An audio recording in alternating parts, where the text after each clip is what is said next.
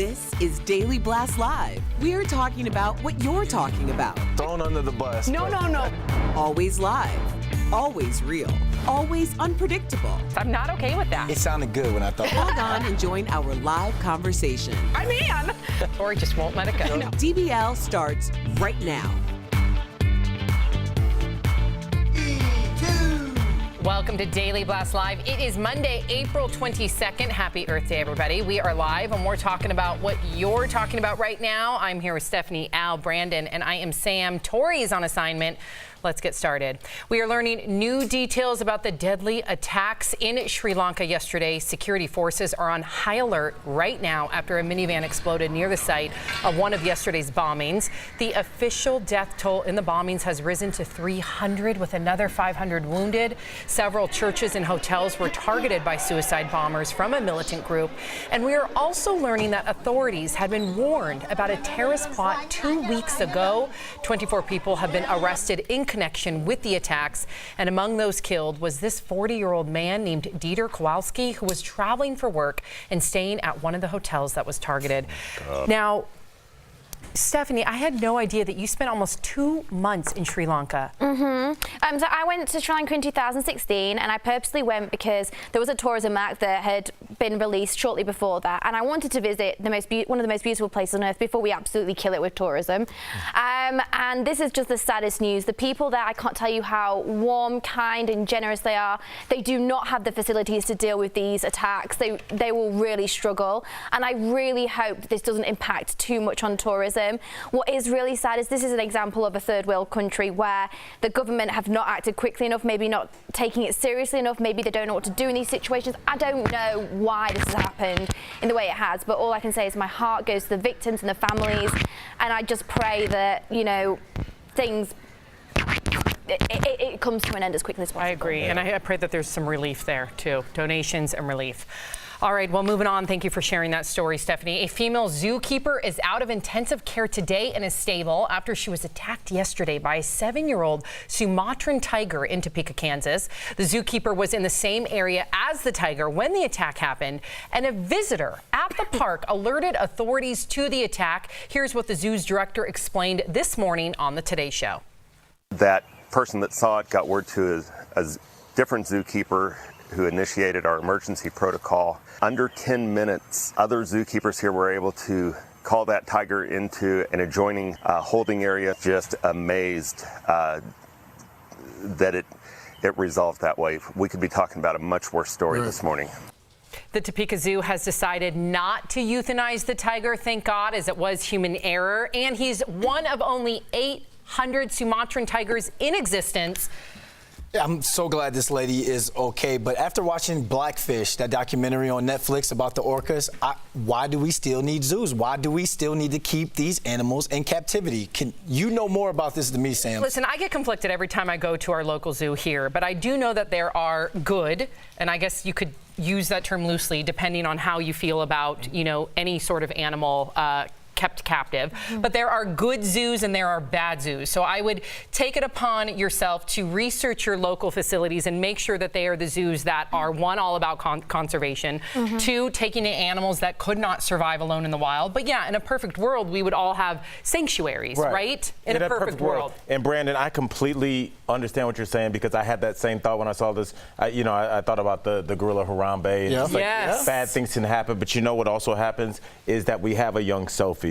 We'll have a young Elijah go to the zoo, and for the first time, he'll see a tiger or a bat or something and be like, I want to work with animals for the rest of my life. So protect them. And protect them. So I think that's where that first seed is planted. It's planted early at like 5 or 6, whether it's that or like you see the space shuttle and you're like, I'm going to be up there one day. And I think, so I understand completely what you're saying, but I think that's kind of the point is, for as much as we might like to go as adults, I think it's for the kids and for the next generation. But I'm glad you mentioned that. It's a great point. And there's a lot of advocacy groups out there that will start change.org Change.org petitions if they find out that there is a specific zoo that is not treating an animal right or doesn't have a large enough enclosure. So we do have a voice. So if you do stumble upon one of those zoos and you do feel like one of the animals are mistreated, you can start one of those Change.org petitions. And let me tell you, they get reaction. Yes, they do. All right, this next story has a lot of people seeing red. Yes, yes, yes. A lot of nurses are furious right now at a Washington state senator. This is Republican State Senator Maureen Walsh, who is walking back comments she made last week about nurses while debating a bill that would grant them uninterrupted meal and rest breaks. Here's what she said. Those nurses probably do get breaks. They probably play cards for a considerable amount of the day. Wow, the senator now says she was tired when she made the comment and wishes she hadn't said it. Maybe she needs a nurse to take care of her. Maybe she needs a nurse to take care of her. That was our very own Al Jackson. But you better believe there is furious backlash, including this online petition calling on the senator to shadow a local nurse for a 12-hour shift. Good luck. And the hashtag nurses don't play cards is trending, with nurses posting pictures like this showing 1 year's worth of flashcards, explaining that these are the cards it takes to learn enough base knowledge to save someone's life. And here's another one. This nurse says, us nurses don't play games. We also don't eat, drink, or pee for 12 hours at a time because we are too busy saving lives. Al Jackson, I can tell that you're fired up. My sister is a nurse. I spent entire summers shadowing doctors in emergency rooms. These people are up to their neck in feces, urine, saliva, tears, people bleeding, people screaming. And this is, let's forget her comments because they're ignorant and ridiculous. This is more of a reflection on our system. What we do is we continually elect people like her, like Betsy DeVos, people who've never, our head of education has never been in a classroom, never sent a kid to a public school, and never been a teacher. But yet she controls everything. We decided that rich people know everything. So this is what they do. They make comments like this because this woman, God bless her, she doesn't know. What does she know about being a nurse? And what does she know about being a regular person? You can't even call it ignorance, Al, because her mother was an RN. So not only is that a slap in the face to your mother, it's a slap in the face for those who go out there, work 12-hour shifts to make sure my mother, your sister, your brother is taken care of and okay. And you know what I hate, Stephanie? I hate that she hasn't really retracted her statement. Yes, she said she was too tired. Okay, try working the shift of a nurse and then tell me how tired you are. Before you chime in, Steph, I want to read this because you brought up doctors, and for some reason there's a lot of people out there that would rather hear it from a doctor because they are too ignorant to understand exactly how much work nurses do for ourselves and our family members. So this is what this doctor said. First of all, his name is Dr. Zubin Damania. He goes by ZDog MD. He says, no nurse I have ever had the pleasure of working with has ever been sitting down when I interact with them, let alone playing cards. In fact, I can never even find them because they're in taking care of patients, titrating drips to keep patients alive, performing CPR before the doctors even arrive, holding patients' hands as they are in pain, embracing family members as their loved ones pass, changing dressings, starting IVs, monitoring the most critical patients, birthing babies. The list goes on and on and on. Shame on her, Stephanie. I think it's so incredibly disrespectful. There's just not enough respect for the people in these jobs whatsoever. Teachers and nurses deserve the utmost respect from everyone. When you are in your darkest hours, when you're having days when your life is on the line, this is not a joke. This isn't, oh, my computer crashed, I've had a bad day at work. Your life is in their hands. They take care of you. They go home at night and have to replay everything that's happened, everything they've seen, everyone who they tried to help. Every decision they made. Did I make the right choice? Constantly. I just think it's so shameful. There's a lot more to be done than just retracting a statement here. If she doesn't seriously go into a hospital and live the life of a nurse for at least a week, I've got no respect for this. Well, you know what, Steph, you brought it up. Final thought. You know, you brought up teachers and nurses. What do they have in common? They don't make a ton of money. So how can we respect them? The people that raise our children into the next generation and the people that keep us alive for as long as we're on this planet, they don't make as much money as an Instagram influencer, so they don't have as much value. So people take shots at them. That is, I'm sorry, I cannot believe that. I know. Aren't our priorities whack? Yep. Right? We love you, nurses. We salute you. We empower you. And may she retract her statement and shadow one of you. And I can't wait to see what she has to say after that. Get your sketch your shape ups ready. You're gonna be on your feet for a long time. That's right, Maureen. Boom. All right, say hello to Captain Minnie Mouse. The iconic character is, thank God, wearing pants for the first time. All part of an effort by Disney Cruise Line to empower girls and young women to become ship captains. And to that end, the cruise line announced a new scholarship for female cadets. But does Minnie Mouse really need to wear blouse pants to show? Pants? But whatever those were. Trousers. Trousers. The Hillary Clinton blouse pants. That's what they're known forever from now on. I don't know about trousers. You never heard that before? No, All right, pants. Does Minnie Mouse need to be wearing pants to show young women that they can be captains? I think for me, because Sophie loves Minnie Mouse, and she has a Minnie kind of like a paper doll thing where she can put on different outfits on Minnie, and she has an entire wardrobe, guess what, full of dresses, because that's all they offer. I have no problem with that. I just would like to give Sophie some options, because what if Sophie one day doesn't want to wear dresses? Yeah. Maybe Sophie one day is gender fluid. Maybe she's lesbian. Maybe she doesn't identify with somebody wearing a dress. I want her to have options. And she is a little fashionista. She is. Whenever I see pictures of her online, believe me, she knows how to accessorize and dress, let me tell you. But yeah, I think this is really nice. It's just breaking those traditional stereotypes of women have to always be in dresses. Minnie's a beloved character. We've seen her in this style for so long. So you know what? Good on you, Disney, for just doing this, breaking those boundaries. And you know, there's nothing wrong with it. It's cool. Right, and also practical. but if she was in the skirt, people would have lost their mind. Oh, her being a captain, you yes, mean? they would have been like, why she got to be wearing a dress? So I think that's part of it too. I think now that we've established that she's wearing pants, she can always go back to dresses. Okay. You know, you can be Blouse fluid pants. like that. Blouse pants. I've never Hashtag heard blouse of pants. Right pants. Is that a thing? Blouse pants? No, but if you keep saying it, it will be. Hashtag DBL It's not a blouse thing. pants. I'm told it's not Then a how did thing. I get it? I just made this up? You inaccurately made it up. I think yes, you did. Yeah, that's our fashion expert. She just told you no. She's wearing blouse pants. She's wearing I'm wearing pants. a jumpsuit, darling. Good call. All right, DBL's live. We will bring you breaking news as soon as it happens. Coming up, a popular singer has gone viral after an embarrassing finish to the national anthem. Also, in honor of Earth Day, some easy things you can do to reduce waste and save money when you go shopping. And you, the viewer, are our fifth host. The majority of parents and teachers want kids to learn about climate change. What do you think? Should climate change be taught in schools? We share your comments live next. Avengers Endgame is about to take over the world, and DBL wants you to get in on the action.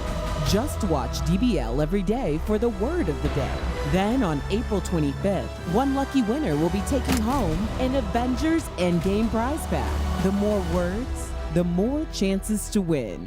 Kelly Schuberth here with the DBL Digital team. I hope you got your blouse pants on because we are ready to party here at DBL. It's Monday. Let's go up to the table and see what's going on. Hey, you guys got your party blouse pants on? I mean, you guys are trying to blouse pants shame me, but it's not going to work because I obviously heard it somewhere. Let's just get it trending on Let's just You go. heard it in your mind. Yeah, you got them too. I've heard this before. Stephanie, come on now. I honestly, Fashionista. I've never heard Stephanie, of what blouse do you think he's pants trying before. to say? I think he just means smart trousers, like pleated trousers, maybe. Pleated. I think where they're like Yeah, kind of where there's baggy like a, up here. where there's like a pleat in them, maybe a bit more tailored. I think you're, I don't know.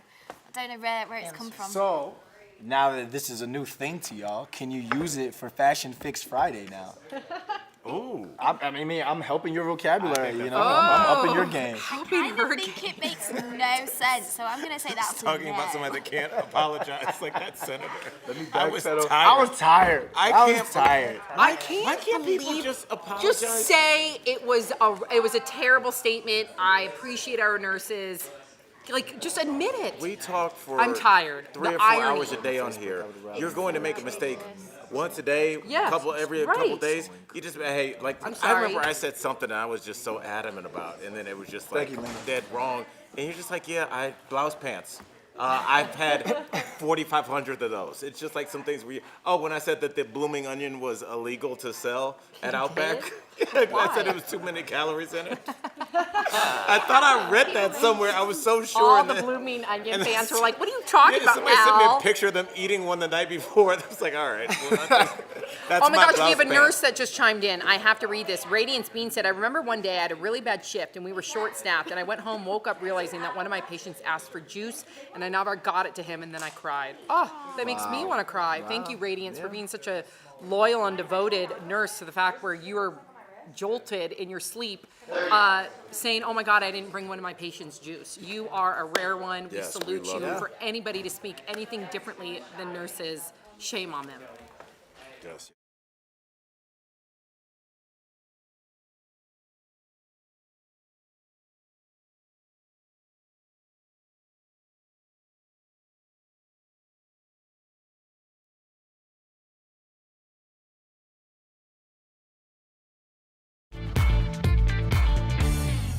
Welcome back to DBL. It is time for Fifth Host, when we talk about what you're talking about. On Earth Day today, a new poll is out showing that most parents want their kids to learn about climate change at school. The poll is from NPR. More than 80% of parents, regardless of their political affiliation, say teachers should be addressing climate change. And almost 90% of teachers agree, but in reality, only about half actually teach it. So DBL Nation, what do you think? Should climate change be taught in schools? Take it away. Captain Planet, he's our hero. What's that famous hair? This is just stuck in my hair right now. All right, Lauren on Facebook says, I would rather my grandchildren learn about more practical things in school, like sewing, cooking, doing taxes, etc. And just think, if we introduce it to the kids around the age of where their curiosity and their imagination is just going crazy, then you'll inspire that one kid who goes and changes the world for the better. So I absolutely think that we should definitely be teaching these kids climate change. All right. Patty from Facebook says, of course schools should be teaching this to the younger generations. They're the ones that are going to be affected by it. I agree with you, Patty. I think it's a very serious issue, and that's why 97% of scientists also believe in it too. I think there's a lot of studies, including the melting ice caps and the deforestation that we are causing to our own planet, that are leading us to destroy it. So I think if we can educate at a younger age, people might be more mindful. And you know what? Let's just throw it out there and be crazy and say that we're all wrong and there is no climate change, which I definitely think there is. You know, what harm does it actually do trying to be a bit more friendly to the environment, doing recycling, not having plastic straws? You know, we can all do our bit to be better people and better to our planet. Well said. All right. Michael says they most definitely should not be teaching this in schools. It's more fake science. We don't even know that climate change is a problem caused by people. Oh my gosh. Well, I think we do. You just can't say something and it is. We have scientists from all over the world, and they almost all, to a man and woman, agree that this is what's going on. So I think just like anything else, whether you got a report from your oncologist or you got a report from your ophthalmologist, you would trust them because of their training. Let's trust scientists and let's listen to them because this is happening. Thanks. Yeah. And Henry says this should be taught in schools because it will teach us what we can do to make the world a more stable place. I mean, I don't know why this isn't like our utmost priority. I love the idea of teaching sewing and life skills, but there's no sewing, there's no life skills if we don't have a planet, because without planet Earth, Mother Earth, there is no us. So I would love to see our politicians, because it starts at the top, really implement some groundbreaking, like the Green New Deal, legislation that protects our planet, because again, our futures depend on our children's futures depend on it. But I do want to say that I'm so in awe of our youth. They are the ones leading this charge. Absolutely. They're not eating Tide Pods, as people say. No, they are picketing. They are peaceful protesting, civil disobedience, trying to save our planet. So I salute our youth. Because how do you control the people? You keep them uneducated. Our youth say we're not going to fall down that same, not going to go down the same path you guys went down and think that, like one of our comments say, it's just fake science. No, educate our youth. And listen, we love hearing all your comments, all opinions. Really but when it comes to 97% of scientists out there, like this is one where I really aren't up for debate. You know? I mean, all right.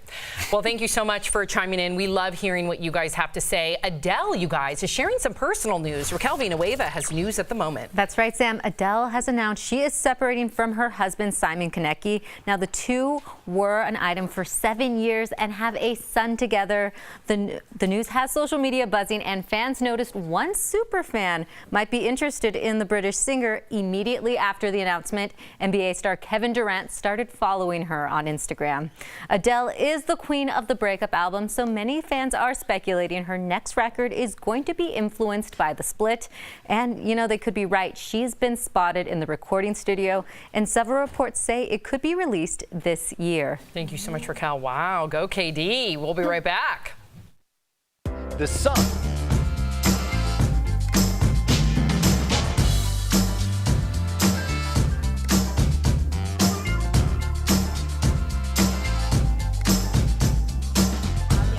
Hey guys, so we've had a few comments come in, and we've had a few comments from nurses too. Radiance Bean says that she's gone 16 hours without eating on a shift before. I presume that you're a nurse, Radiance, and that's I mean, you're really putting your own health and your own life on the line to take care of others. Read her other comment too, Steph, on the bottom. Oh, and she said, I remember one day I had a really bad shift and we were short-staffed. I went home and woke up realizing that one of my patients asked for a juice and I never got it for him and I cried. Aww. I think you put so much pressure on yourselves, and obviously when you're that exhausted and that tired, you know, that is a very natural reaction. And I hear that sometimes like nurses go home and beat themselves up over things that maybe they forgot to bring a juice or check again once more on that patient, or maybe someone needed a tissue. But you've got to remember, you're human beings too, and you're working so hard, which is why I find this so offensive from, what was the official name for it?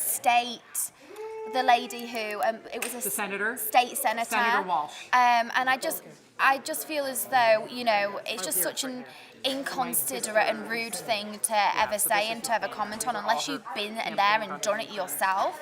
I don't think you have any right to put someone else and multiple people down in that way. People that are, you know, caring for you and putting your health first.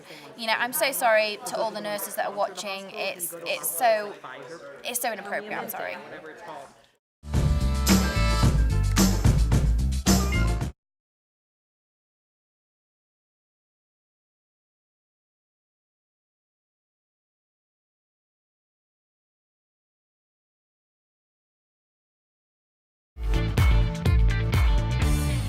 Welcome back to DBL. Now today is Earth Day and we're on a mission to create less waste. You can save a boatload of money while helping the environment. My boy and my co-host Jeff Schroeder and his beautiful wife Jordan are trying to do both of these things. She gave him a list of green items that will help him save some green, which is a beautiful thing.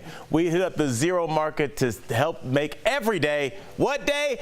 Earth Day! All right, man, so I got my list from Jordan. Yes, you got our list from Jordan. Yes. We're team. Yeah. All right, so this is like perfect for like lunch. For like, this is an Al serving size. Yeah, there we go. 3 more of these and we're good to go. Put it in the basket. All right, thank you. Dude, here, this is another thing. Food wrap. We need 2 because I'm getting my own. You're going to try to steal mine. And they're cool designs, dude. This actually goes with some stuff on my desk. I'm trying to color coordinate. Doing a whole thing this season. So now I need toothpaste and toothbrush alternatives, which is right there, man. Right, literally right in front of us. I got the toothbrush. You and the missus, did you get yourself one? I think there's a couple in here. Okay, we got Unless it's just a giant box. Yes. Oh, Let's get the big ones. Let's get the big ones. Okay. All right, and then we're going to get, what do you like? Going with peppermint? Got to go with the peppermint. We can't leave here without soap nuts, dude. Yes, that's what I was going to say. Soap nuts. I took the words right out of your mouth. There we go. Let's open and smell these. So it's for your laundry, dude. Yeah. Let me smell soap nuts. Whoa. It's very intense. That's pungent. So we just need to get some cloth napkins, man, and we're done. All right. There it is. Yes. All right, we got it. This is just like a reusable paper towel. So I think we got everything on the list. Let me double check. Cloth napkins was the last thing. Let's go. Wait. Oh, but dude, they got some cool tees, huh? Dude, look at this tee. Male support. I need this. There we go. Listen, I'm not too proud. You know, I'm a man of a certain age. Little male support promotes vitality, energy, stamina. I don't think they're talking about running. We need this. All right, okay, put the whole thing in there. There we go. We're going to take that. Nice. Now we're ready. Now we're ready. I think they're going to kick us out if we don't check out. Let's go. Let's go. Thank you. All right, man. So I got everything on my list. Jordan will be happy, man. And Sam, our co-host, is going to be so proud of me. We did it. Absolutely. Happy Earth Day, buddy. We'll be right back. Hey guys, I'm Abby, aka Modern Yenta on Instagram, and I'm here to give you guys some dating tips. We're going to be talking about some terms that millennials use, but that you need to know if you've been in the dating game for a while or if you're just getting back into it. First one is catfishing. We've all heard of the MTV show Catfish, and that's kind of where this term comes from. It's when someone pretends to be someone they're not online through an app or something else, some other way to meet people, and then maybe when you meet them, they're totally not what you think. So they're like this online, and then when you meet them, they're like this. So if you get catfished, well, I'm sorry it happened, but there are a couple things you could do to prevent it. If someone is, reluctant to meet up, maybe they have excuses every time you want to FaceTime and they only want to talk on the phone, that could be a red flag. Have you heard of breadcrumbing? I just learned this one too, and it's kind of weird. It's when you send flirty text messages, but you don't actually want to meet up with the person. So maybe someone sends me, hey, you look great in that pink shirt, but they don't want to grab a drink with me, coffee, or anything. So it's kind of an interesting one. If this happens, probably just, stop responding to that one. Have you ever had anyone just disappear and stop responding to messages? Well, that's called ghosting. And it's probably happened to all of us with a friend, a significant other, someone that you've been dating. They just, out of nowhere, stop talking with no warning, no signs or anything. And I always say ghosting is a big no. Because people are trying to avoid a situation. If you feel like you just don't want to talk to the person anymore, just tell them, hey, I'm not interested, I didn't feel a romantic connection, but don't just ghost. That's just rude. Now, sometimes a ghoster can come back from the dead. Let's say they ghost you, you don't hear from them, and then 2 months later they say, hey, you up? That's called a zombie, or as a verb, zombieing. So they're literally coming back from the dead as a ghost, and now they want to talk to you again. Also, not a good look. If you ghosted in the first place and now you're back, or you just, what are you doing? Kick them to the curb. Okay, last but not least, this one is literally the worst. It's called cloaking. And everyone, men, women, watch out for this. Basically, you stand someone up, it's happened to the best of us, even me, or you get stood up, and then that person blocks you on everything. Facebook, Instagram, Tinder, Match, OkCupid, you name it, they are gone. You could also consider this ghosting. They're kind of one and the same, just one more extreme. So now you're all caught up on these millennial dating terms of today, and dating in 2019 can be crazy. So if you're just getting back into the dating game or you're just starting to use apps, let me know, send me a message at ModernYenta, and I will get back to you.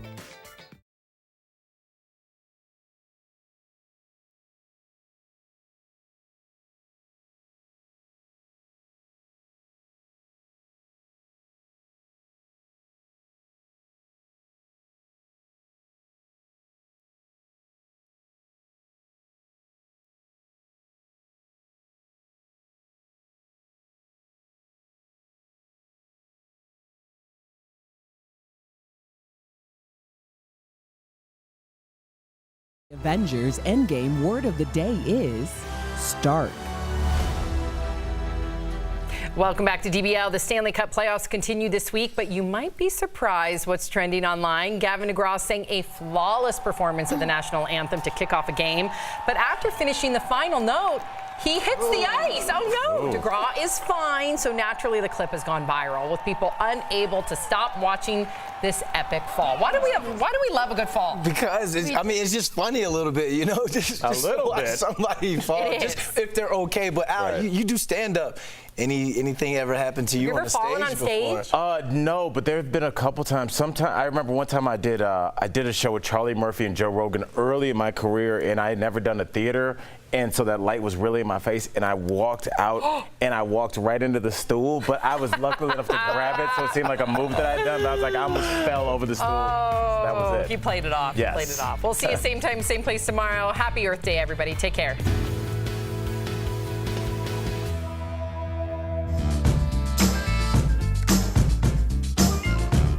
The DBL digital team here. I'm tracking all the breaking and trending stories, which I'm pulling up my trending story right now. But I want to tell you about a new person who has put his name in the ring for president. His name is Seth Moulton, and he is from Massachusetts, I believe. My internet's not working. I'm sorry, you guys. I want to make sure I get this right for you. Yes. So he is a Democrat. He says, I am not a socialist. He did say on Good Morning America this morning that he is running against the most divisive president in our history. But I want to know from you, DBL Nation, are there too many people throwing their name in the ring that it's overwhelming you? Because it is overwhelming me a bit. I feel like we're getting a new person every couple days. And I want to know, do you think there's too many people putting their hat in the ring, or do you like this? Do you think the more options, the better? I want to know from you. Send me your comments. 19 candidates now on the Dem side. 19 candidates, Jeff. What happened? Are you It's a lot talking of about people. politics? Seth Moulton. Yeah, he's a new guy.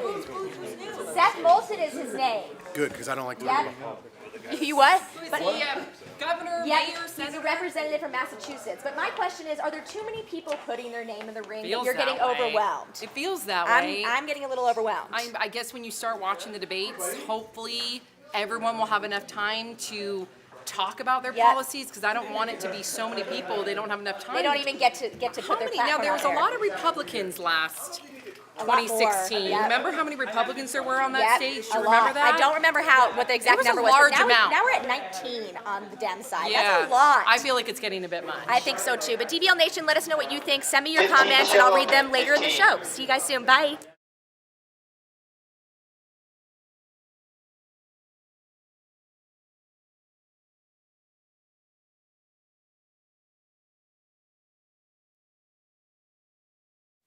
This is Daily Blast Live. We're talking about what you're talking about. Because everyone's talking about this. Always live, always real, always unpredictable. You think this hair just naturally stays like that? Log on and join our live conversation. I can't believe I'm saying this. I do agree with you. DBL starts right now.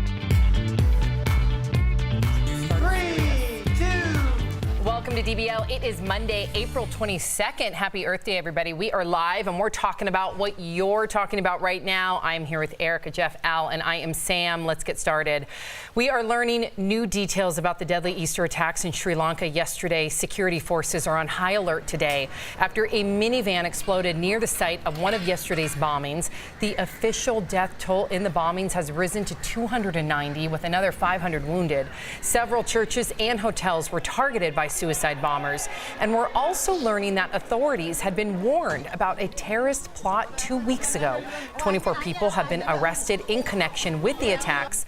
Among those killed was this 40-year-old Denver man. We are live here in Denver, Dieter Kowalski, who was traveling for work and staying at one of the hotels that was targeted. I know you've traveled all over the world, Jeff. What an absolute atrocity, especially on Easter Sunday. I mean, it's painful to even really think about all the life that was killed so senselessly. Yeah, I mean, I don't know what you say in this situation. Like, I can't understand one person doing this, let alone a group of people planning and plotting to do something like this on such a holy weekend. I mean, it's disgusting, and I don't know if it's ever going to go away, the evil in the world, you know, but that's exactly what it is. Yeah, I know. Well, our thoughts and prayers with all of them, and I hope that they get the relief and the funds and everything that Sri Lanka needs. All right, moving on to this next story. A female zookeeper is out of intensive care today and is stable after she was attacked yesterday by a 7-year-old Sumatran tiger in Topeka, Kansas. The zookeeper was in the same area as the tiger when the attack happened, and a zoo visitor alerted authorities to the attack. Here's what the zoo's director explained this morning on the Today Show. That person that saw it got word to a different zookeeper who initiated our emergency protocol. Under 10 minutes, other zookeepers here were able to call that tiger into an adjoining holding area. Just amazed that it resolved that way. We could be talking about a much worse story this morning. Indeed, the Topeka Zoo has decided not to euthanize the tiger, thank God, because it was human error, and he is one of only 800 Sumatran tigers in existence. Erica, this could have been a completely different situation. We would have been reporting it much differently. Thank God it was an actual bystander, somebody that just attending the zoo that really made all the difference in the world. Yeah, you know, I immediately think of you anytime I hear an animal story, because obviously we know your love of animals is so strong. How do you feel when humans are compromising the lives of animals in this way, by compromising themselves, really? Yeah, I get conflicted when I visit any zoo. We go to Denver Zoo, Jeff and I all together, and I get conflicted just at the very sight of a zoo. Now, I know that there are good zoos and bad zoos in the sense that many zoos, you got to do your own research. You got to be diligent. Many zoos will have very great conservation efforts. They'll make sure that they have animals there that cannot survive on their own. But I hear you, Erica. I mean, listen, I'm conflicted. I really am. I think we missed the point with zoos, because, you know, you take a Sophie, you take Lawson and well, Lightning. education's important. And I think that the zoos are less for us. We might look and be like, oh, that's interesting. But that's where that first seed is planted, where we have our next generation of people that are going to take care of animals. And it usually does come when you're young and you see your first giraffe and you're like, I don't know what that is, but I want to work with that for the rest of my life. Is there a better way to do it, though, with like a sanctuary? If these animals would have more land? Sanctuaries need, you need a lot of space. And I mean, you wouldn't be able to take Sophie to a sanctuary and make it back to DBL for the meeting. Right. You know, so I mean, it is kind of, it's difficult. What's that? Yes, you could absolutely take Sophie to a sanctuary. Most downtowns have enough place for a sanctuary? No, I'm saying I think that people don't know that there are sanctuaries. Colorado has one. We have one here. There's one that's like 20 minutes away from here, so it's not that far to actually do that. And I think that people do need to know that, because every time you go, it might be $20 in order to help with the conservation efforts. However, you can also donate, and that could be a really great way of seeing it as an alternative if we didn't have a better zoo here as well. As somebody that has not been, and maybe our viewers as well, what's the difference in the experience between a sanctuary and a zoo? They're more free range. Yes. You are up above the animals. You can see, I've been to the one here a couple times. It's very cool. Like, there's this sense that you're actually... They have a lot of space. Yeah, it feels more like you're in the habitat. That's cool. Very cool. Thank you, Erica. Erica changed my mind. Sanctuaries. There you go. Do it. This next story has a lot of people seeing red, rightfully so. A lot of nurses are furious right now at a Washington state senator. This is Republican State Senator Maureen Walsh, who is walking back comments she made last week about nurses while debating a bill that would grant them uninterrupted meal and rest breaks. Here's what she said. Those nurses probably do get breaks. They probably play cards for a considerable amount of the day. Wow. The senator now says she was tired when she made the comment and wishes she hadn't said it. But you better believe there is furious backlash, including this online petition calling on the senator to shadow a local nurse for a 12-hour shift. And the hashtag nurses don't play cards is trending, with nurses posting pictures like this, showing 1 year's worth of flashcards, explaining that these are the cards it takes to learn enough base knowledge to save someone's life. And here's another one. This nurse says nurses don't play games. We also don't eat, drink, or pee for 12 hours at a time because we are too busy saving lives. My sister notified me of the story back when she made these asinine comments, shame on you, on Friday. My sister's been a nurse for 13 years, a critical care nurse. What do you make of this? I do want to take it back a step here, because I hate online petitions, but I do like this online petition. Instead of calling for her job, ban her from the world for saying something stupid. Educate her. Educate her. 12-hour shift, just like those nurses. Walk in those nurses' shoes for a 12-hour shift and see what she goes through. That changes lives. That changes minds. That's what we need to do, instead of calling for people's jobs, calling for their families to be banished to bogey land. See, Jeff, I'm going to politely disagree with you, because if you don't know that nurses work nurses work hard, I wonder what else you don't know. What else don't you know? There's a lot. Why are you? So why is this woman in a position of power? I think this is more of an indictment of our overall political system, where we just elect people just based on money. Betsy DeVos, the head of our education system, has never set foot in a public classroom, never taught before, never sent her kid to a public class, and she's in charge of all public schools in the country. It's because we just, hey, you're rich, you must know something. She was the head of Amway. Who cares? But yet she's making a decision on your children's future. I think this is a further indictment of our situation. I think that I think politicians now feel the need to be provocative, because the truth is, the most interesting thing that we've learned about this woman, is the fact that she has an ability to be provocative like other people. And her poor taste in suit jacket.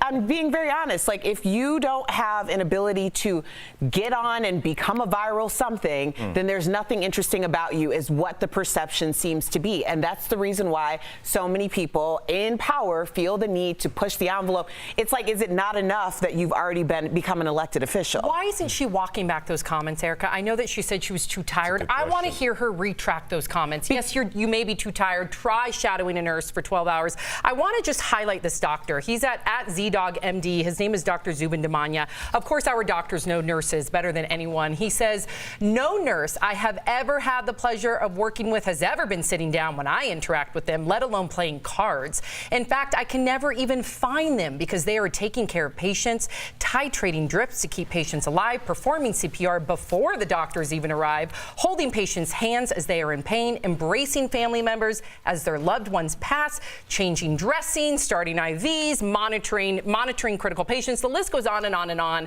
So I just want to highlight him. We salute you, nurses. We love you. We empower you. And Senator Walsh, it's time to walk back those comments, retract them. Shame on you. Shadow a nurse, and then you can come talk to us. All right, well, DBL's live. We'll bring you breaking news as soon as it happens. Coming up, a popular singer has gone viral after an embarrassing finish to the national anthem. Also, in honor of Earth Day, some easy things you can do to reduce waste and save money. And you, the viewer, are our fifth host. The majority of parents and teachers want kids to learn about climate change. What do you think? Should climate change be taught in schools? We're going to share your comments live coming up next.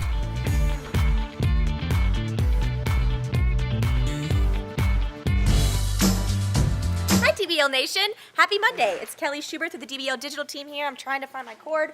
There it is. I'm tracking all the breaking and trending stories up on my screen right now, but I think we're going to go to the desk and see what's going on here. We had some good conversations going on. Hey guys, what's up? No. Hi. Hello. Oh, Jess says no. What's up, guys? What's going on, Kelly? How was your weekend? How was your Easter weekend? How was your Passover weekend? It was good. We did a lot of Easter stuff. Went to you guys Easter. did an egg hunt? We did an egg hunt. You see him like fall over. Leighton looks just like you. So I know. Yeah, we were talking in Lawson, the dressing room. Lawson looks Lawson's more a like mixture. him, I think. I think Leighton looks just A like lot you. of people. I see Jordan and Leighton. A lot of people think Lawson's me and Leighton. I agree. I see Jordan's side in Leighton, my younger one. But you see Man, all I see you, you all Lawson. day. I do see a lot. Just his mannerism, his attitude. I love Lawson. You know. But yeah, so we had a good Lawson weekend. crushed it this year. Yeah, last year he got blanked. He didn't get any. So I gave him a little pep talk, did some training teach him? at the Did it house. I'm work? like, when they say on your mark, get set, go, you start stuffing eggs and you get some for your brother. And he learned. Yeah. Poor Leighton can barely crawl, and Leighton's like, he was like a zombie. I felt so bad. What'd you guys do for this weekend? And you were out of town too. Yes. Yeah, we did. I could not find eggs for the life of me to do an egg hunt because I'm vegan, so we don't have real eggs. But I wanted to get those plastic eggs, sold out everywhere. But we still hid Sophie's Easter basket, and she was really good. She was looking under everything. She probably didn't understand, but she knew she was on a hunt. That's so cute. So she was like looking, and then finally she lifted the curtain, and there was her Easter basket, and she squealed. She was so excited. She couldn't believe that there was a basket full of toys. Oh my God. Yeah, so she had a blast. So that's what we did. We just did like the Easter basket hunt. Erica, you and Al were out of town. Erica Yes. for more somber purposes. Yeah, my Uncle Amos passed away. How are you doing, honey? I'm good. He was like, he was like my uncle who I would talk to once a month, and he had a very severe speech impediment. So it really forced you to like pay attention to what he was talking about. So it's kind of like I'll miss like stopping down for him, and I'll miss that time. But it was nice to get back to Red Springs, North Carolina. It's good. I want to hear all about that.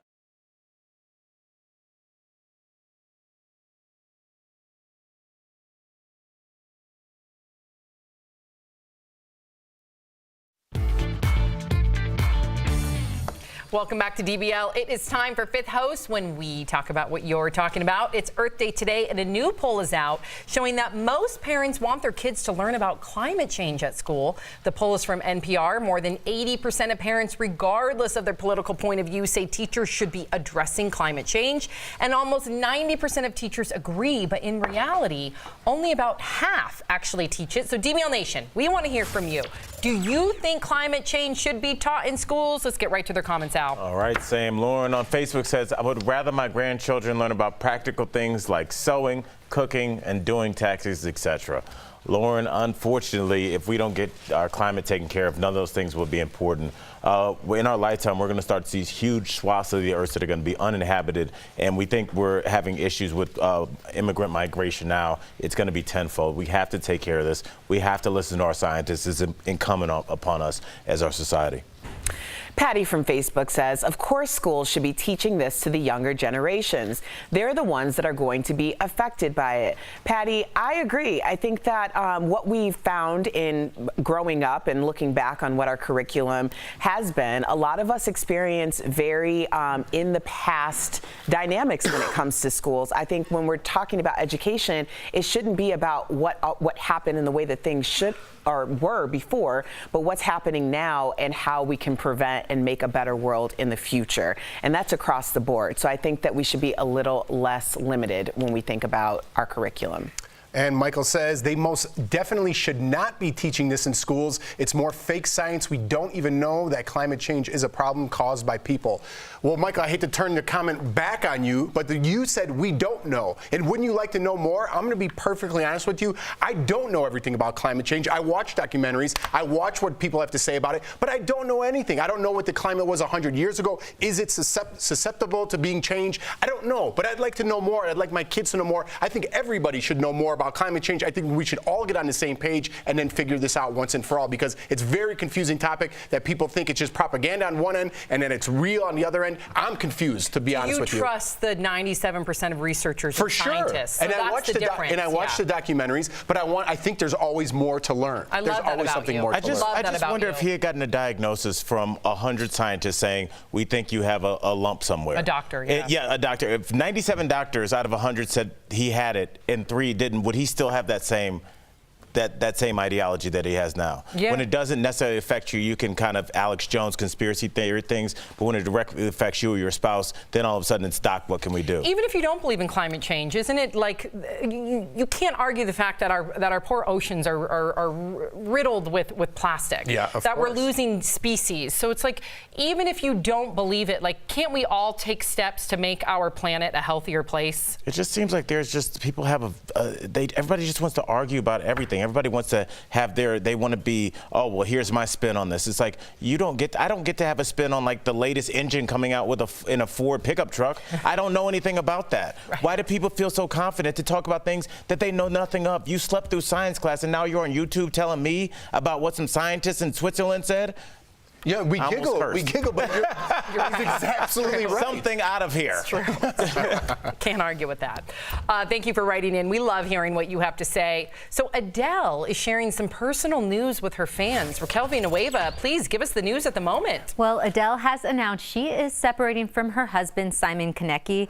The two were together for 7 years and have a son. Now, the news has social media buzzing, and fans noticed one superfan might be interested in the British singer. Immediately after the announcement, NBA star Kevin Durant started following her on Instagram. Now, Adele is the queen of the breakup album, so many fans are speculating her next record is going to be influenced by the split. And you know, they could be right, because she has been spotted in the recording studio, and several reports say it could be released this year. You know, the power of music is that it brings us all together, and I think Adele has just been one of the strongest voices, especially when it comes to relationships and the idea that we're so much alike. So I think a lot of people are feeling this for her. So I hope she stays encouraged, because doing this in the public is not an easy thing, and she's already had some anxiety issues. So I hope that she continues to take care of herself and stays encouraged. And you think her and Katie have a shot?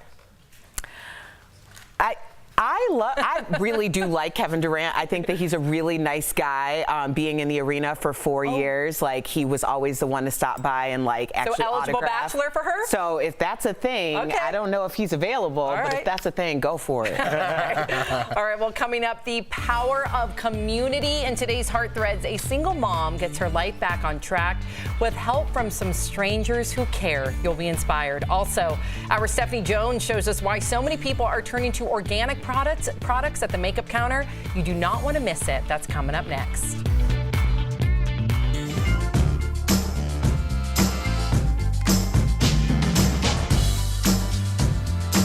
DBL Nation, Kelly Schubert here with John and Alex. They're here to tell us what? And this Alex. Yeah. There's all the Alexes. But I'm Alex. Alex. And she's Alex. And this is John. What's up, guys? So they're here to tell us about Daily Blast Live on the Drive. Yeah, so, you know, I'm a big fan of DBL. Oh, me too. Like, I go to sleep thinking about it. Me too. And I have dreams about it. And I always wonder if I could watch DBL while I'm driving. Can you? I don't think I can. I think it's against the law. And I also tried turning it on when I was at the gym, and someone said, hey, why aren't we watching sports? So they changed it from DBL back to sports. So, But there is a solution, right? Yes. So I'm happy to announce that John here has been working tirelessly on the Daily Blast cast. So we now have Daily Blast Live. Thank you. Thank you. Thank you. Daily Blast Live is now a podcast that you can download on iTunes, Spotify, Google Play. What else? Stitcher. And I think TuneIn it's called. TuneIn. So All the places. I'm sure nobody uses TuneIn, but if you do, it's there. all those other ones, you can download it. It's Daily Blast Cast, correct? Yes. Like And- Daily Blast Cast. And then in addition to the Daily Show, which is about 30 minutes long, we're also doing specialized content with Brandon, doing a sports show, and a couple of other things. If you guys have any ideas for a podcast, let us know. Send 'em and in. we'll implement them. But thank you. Check out Daily Blast Cast. Daily Blast Cast. Goodbye. Bye.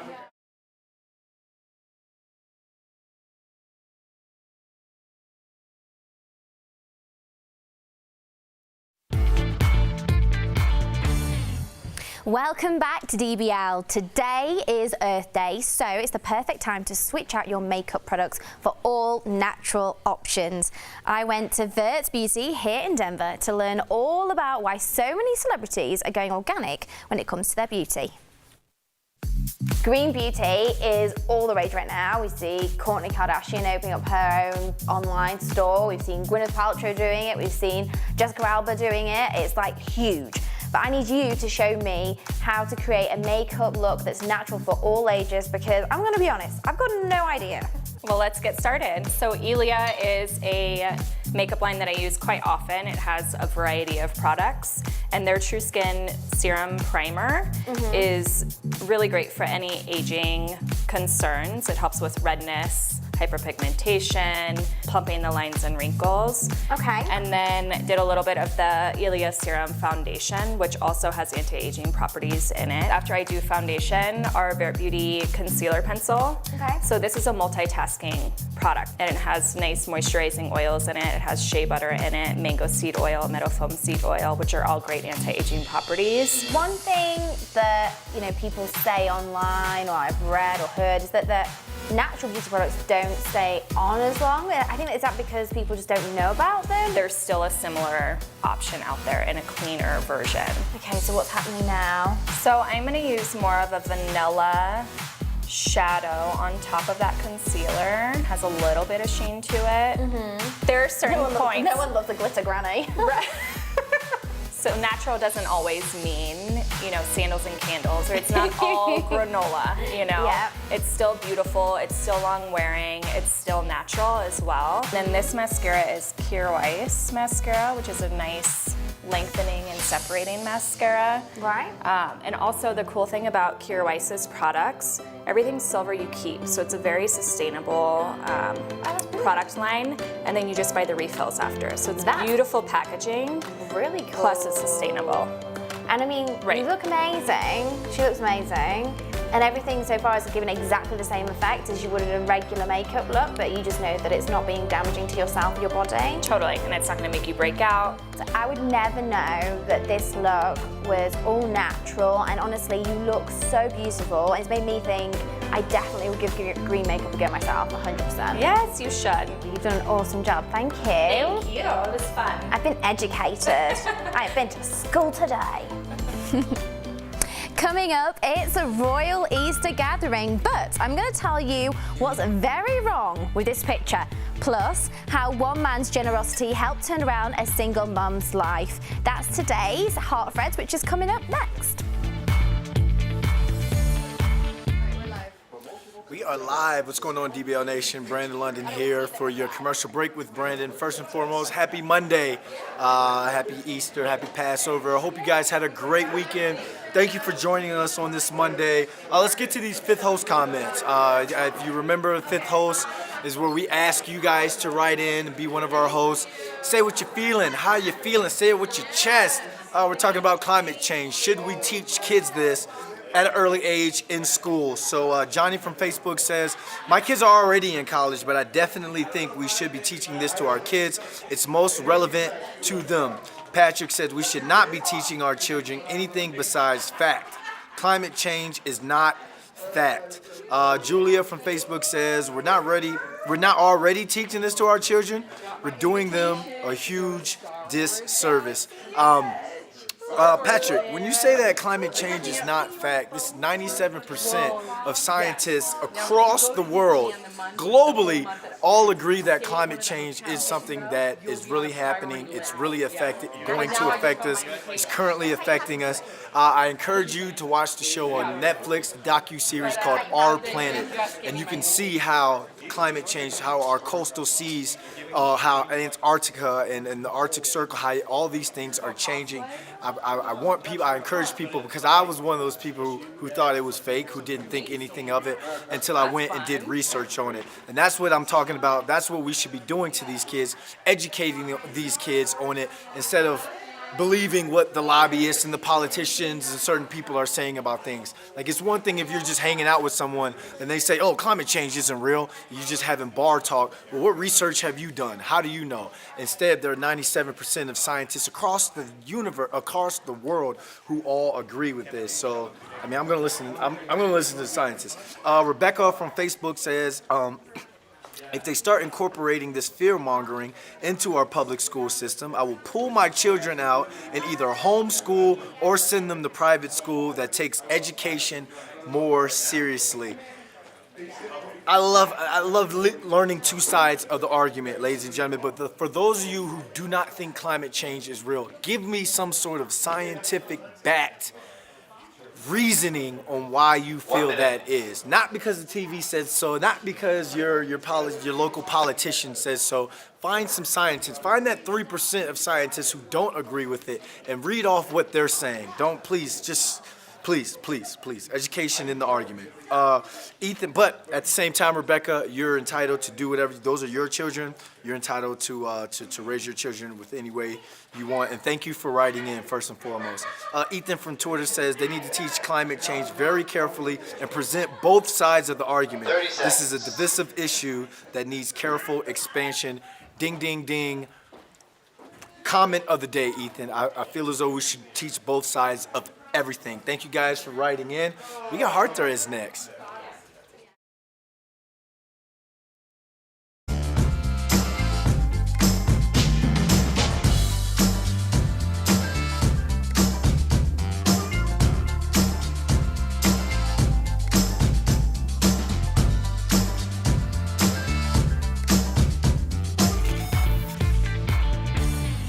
Welcome back to DBL. Today's Heart Threads is all about humanity.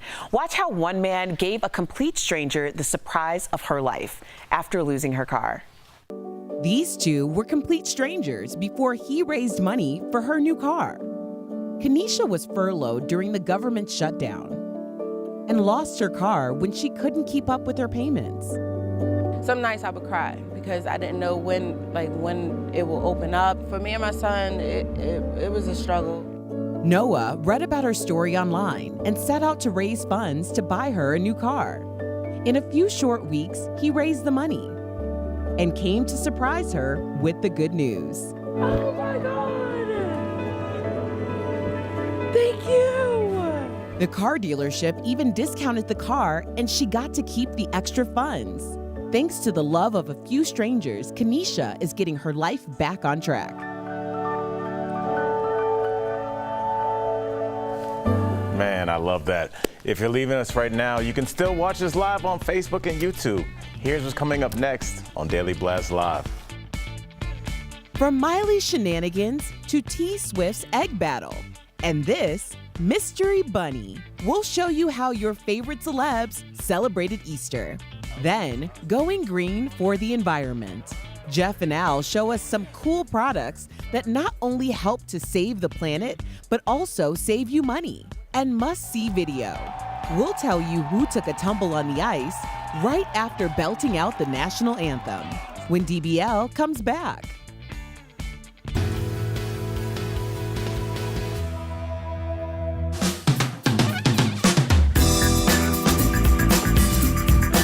Hey everyone, it's Leo here with Alex with the DBL Stream Team to talk about the shows we're excited to see on Disney Plus, y'all. Disney's premier streaming service is coming up this November, and there's a lot to unpack. We got a live-action Star Wars TV show, The Mandalorian, which will be its very first live-action TV show in the Star Wars series. They're also going to have the movies on there. You're also going to have Clone Wars. I mean, there's a lot of Star Wars on there, but let's not forget Marvel. We can't miss out with them. They're going to have spin-off series like Falcon and Winter Soldier.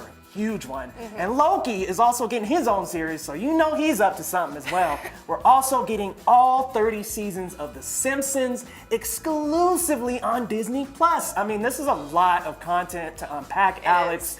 What are some of your favorites that are coming up? I think some of the things I'm most excited about are like the classic Disney ones, like things that I watched on VHS when I was a kid. And also Steamboat Willie's gonna be on there, which it came out in 1928. Oh my gosh. So that's like a beautiful piece of like animated history. Yeah. So I'm loving that. I'm loving Sleeping Beauty, Snow White and the Seven Dwarfs. I know. I mean, you get all of those classic ones, and you even get the 90s ones like Lion King, Hercules, Aladdin. Like, there's going to be so many of these movies that you might even run out of things to watch because there's so much. And you get to watch them without having to rewind a VHS like the good old days. Yes, so that's awesome. Exactly. And all of this is only $7. That's pretty amazing. Coming up in November, and man, I am just super excited for Star Wars Clone Wars. We finally get another season. I believe this is season 7 we're getting, and it's been 5 years since the end of the series. And it ended on such a cliffhanger. I mean, Anakin and Ahsoka went their separate ways at the end of the series, and yeah, that seems like a good tie-in to Star Wars Episode 3, but come on, we have a lot more ground to cover in this series. This is Daily Blast Live. We are talking about what you're talking about. Because everyone's talking about this. Always live, always real, always unpredictable. You think this hair just naturally stays like this? Log on and join our live conversation. I can't believe I'm saying this. I do agree with you. DBL starts right now. Welcome to DBL. We are live and we are talking about what you're talking about right now. So let's get started. Celebrities are just like us, right? They celebrate Easter too. Singer Miley Cyrus, oh yeah, posted this racy throwback pic yesterday in honor of the day. Leanne Rimes shared this family photo with the caption, "Our awkward family Easter." Uh-oh, there she is with her husband, Eddie Cibrian, his ex-wife, Brandy Glanville, and their 2 kids. If you didn't know, Eddie cheated on Brandy with Leanne. Yep, awkward is right. Singer Taylor Swift celebrated the holy day too with an Easter egg battle. We're not sure exactly how the game works, but looks fun. And check out John Legend. He went full Easter, putting on an Easter bunny costume for their kids. That's amazing. Wow. He put me to shame. Anything for an Instagram video with those two. Jeff is so over them. As soon as I saw the John Legend or Chrissy, I'm like, I can feel Jeff just rise up in his chair. Well, at least it was John Legend this time. It wasn't Chrissy Teigen. But she made him. She's like, you're putting on that bunny outfit, and you're gonna make my IG good. Now, Jeff, when are you gonna break out the bunny outfit for the boys? Yeah, when are you gonna do that? Well, if I had one, I probably would put it on. I probably would. Did you have a nice Easter? Yeah, we had a good Easter. We went on a little Easter egg hunt. I think we have like a little photo, but we went on a little Easter egg hunt. We did church yesterday. No photo? How are the boys? Yeah. Is that John Legend? Yeah. Well, you can't tell by the face, but yeah. But it was fun. And we went to church. We had a nice dinner. So it was fun. It was fun out here. How about you? Sophie actually hunted this year for her basket. And last year, you split that sentence up in a for her basket. But she went all over the house looking for it. It looks empty because she had devoured it. But it's funny because last year, she was like Leighton. She was like barely she was crawling and she didn't really care. This year, she actually actually What cared. a difference a year makes, What huh? a difference a year Well, makes. she's like a little woman now. I'm like, who is this woman? I know. It's crazy. Your husband was like, oh, you could take her shopping now. I was like, don't play because you know I love to shop. Sophie would love it. What about you? It's weird. I was performing this weekend in Boise. Had a great time, so I wasn't with my kids on Easter, but I know that that's baby Ford, Elijah. Going to church. That looks like El Segundo, my buddy Dave's church. Yeah. Dressed in their finest. Yes. My daughter's not pictured there. My daughter's 5'9". Wait a second. Yes. Ford is like a boy. Yes, it's baby Ford. No longer, honey. Yeah, no. You can't call him baby Ford anymore. Oh, he's going to be 25s and baby Ford. Yeah. I love it. All right. And Erica, you had a lovely weekend with family. I did. I went back to Red Springs, North Carolina, which is where my dad's from. Unfortunately, we had a death in the family, so that's why I went back. But it was really nice because I hadn't been there since my grandmother passed away in '98. Oh, wow. And I just like going around with my dad, looking at where he was born, like in a field, like in a shack, and like just how far the family and everything has come, and the fact that I was able to go there understanding a little bit more now was very special. That is special. Erica, can I ask you a personal question about that? When you go and you look at the shack that your dad grew up in, and then you come home and you and Anthony look at the house you have now, do you kind of see now why Roosevelt pushed you so hard? Because maybe he saw what was in you as a young lady? Aww. Oh, baby. I know. Come on, Eric. Oh.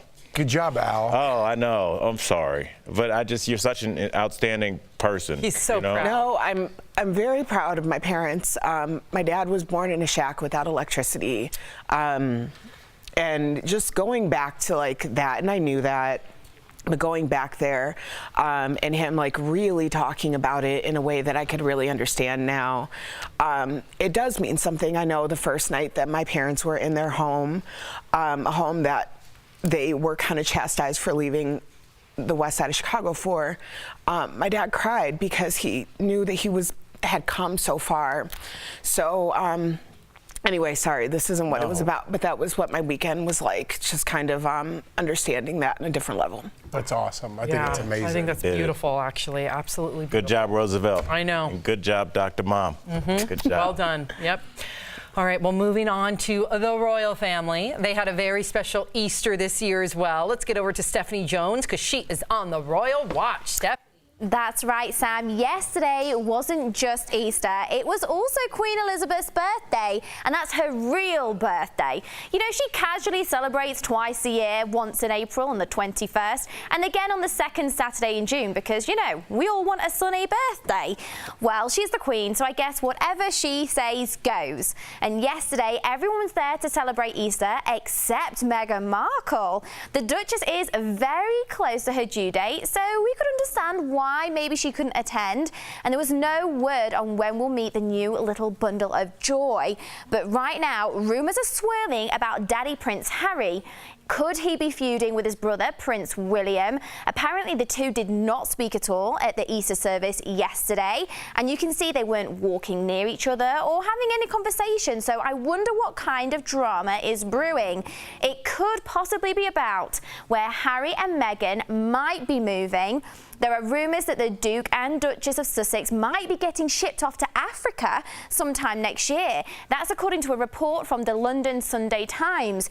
Buckingham Palace does say any future plans for the Duke and Duchess are speculative at this stage, and reports say the move could all be in the name of charity. But to be honest, I think they could be getting the old heave-ho. What do you guys think? The old heave-ho. Wow. They're shipping them off. Bye, guys. I thought it was kind of like a charity thing that they were going out there for. I think it's a wonderful thing. Do you think it's more than that? I think it's a wonderful thing, but Steph thinks there's some there's definitely ulterior motives. There's definitely some ulterior motives. We all know that you know, Kate is next in line for the throne, and Meghan is ruffling so many feathers. The Queen has already said she doesn't want her loaning half of the crown jewels. Her staff turnover is very, very high. Some people are saying it could be due to less paparazzi chasing them in Africa, but I don't know. She could be treading on some thin ice. Or she's a philanthropist, like we know her to be, and she wants to do some good for her name and her country. That's what I'm hoping. Yeah. I think she's pulling out what Harry's always tried to do, was distance himself and create his own path. And the idea that he went this way, even as for her as a choice of a life partner, I think it speaks volumes as to what he's been trying to do his entire life. Yeah. Interesting. Well, we will follow it. All right. Well, today's show host Jenna Bush Hager is pregnant with baby number 3. Congratulations. She made the announcement this morning on the show. Watch. Wait a minute. What are we doing here? We're doing it. I know. Another? Yes. What? Yes. You are kidding me. I know. We have to say it, Jenna. Yes, pregnant. I'm pregnant. Oh my God. I know. And Jenna said she was worried about telling everyone because she just started her new role as co-host on the 4th hour of the show. And I think that's sad, Erica, because, you know, I can relate to that. I remember when I was pregnant and I had a lot of things going on, I was afraid to tell my agent, certain employers, because I thought that they would somehow think I wouldn't be able to deliver, no pun intended, but deliver my responsibilities, but couldn't be farther from the truth. I was 8 months engaged. My wedding was about 4 months out when I got my job doing mornings and morning radio in Chicago. And they were like, we have this single, ready to mingle, Yikes! blah, blah, blah. So I didn't wear my ring for the first 2 months until I could break it to someone that I was getting married in a couple months. Isn't that the worst? And I had to have that conversation, and it was very strange because then we had to make it seem like I had just gotten engaged. Oh my gosh, that's crazy. And yeah, it was very awkward. It was very awkward. And yeah, so I think that I understand why people would not share life decisions, especially when it comes to keeping employment.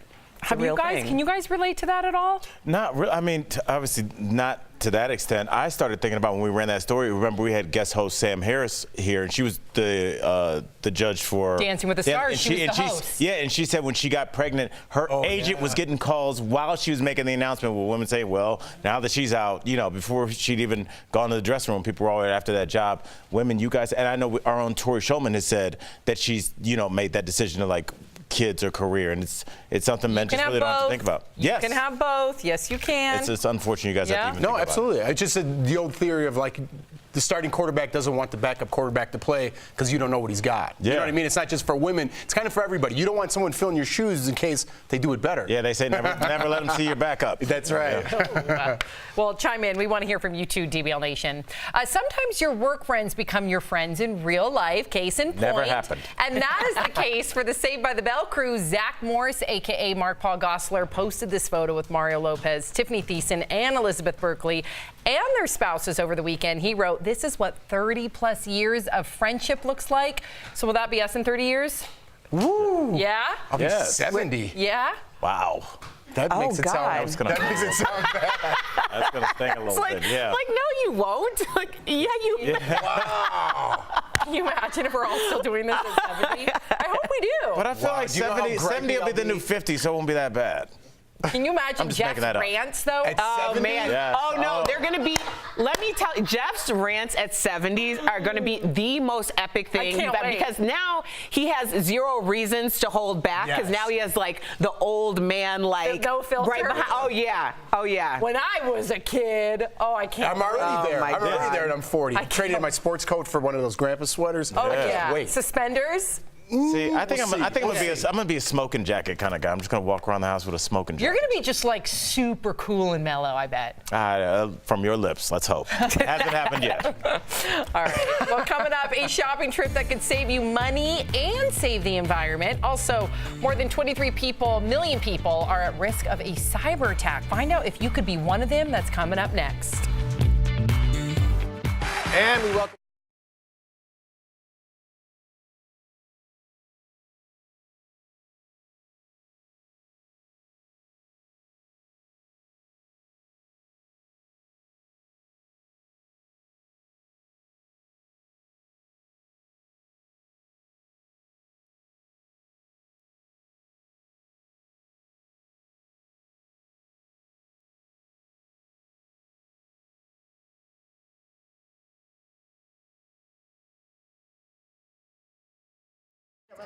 All right, what's up, guys? I'm gonna read this kind of in real time with you because thank you, a ton Jamie. of my friends are excited about Avengers Endgame. Obviously, Chris and all the DBL Jump crew are just excited. I do a podcast with Frank Caliendo. He said he got his tickets weeks ago. I have a friend that waited in line on the phone for 2 hours to get these tickets. These tickets are crazy, crazy hot.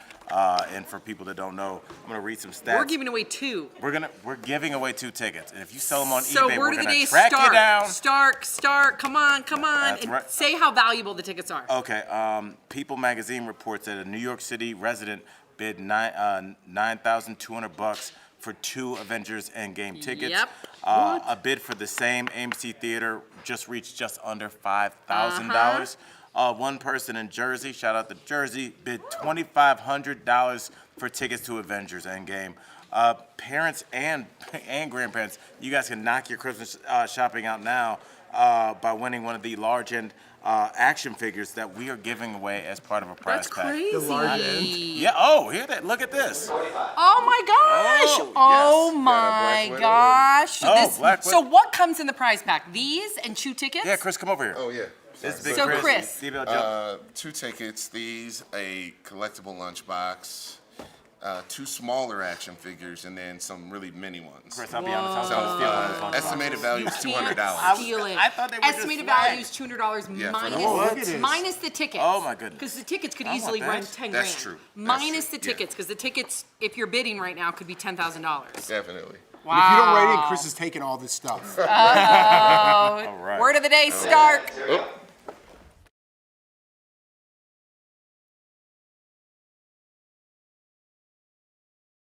Avengers Endgame is about to take over the world, and DBL wants you to get in on the action. Just watch DBL every day for the word of the day.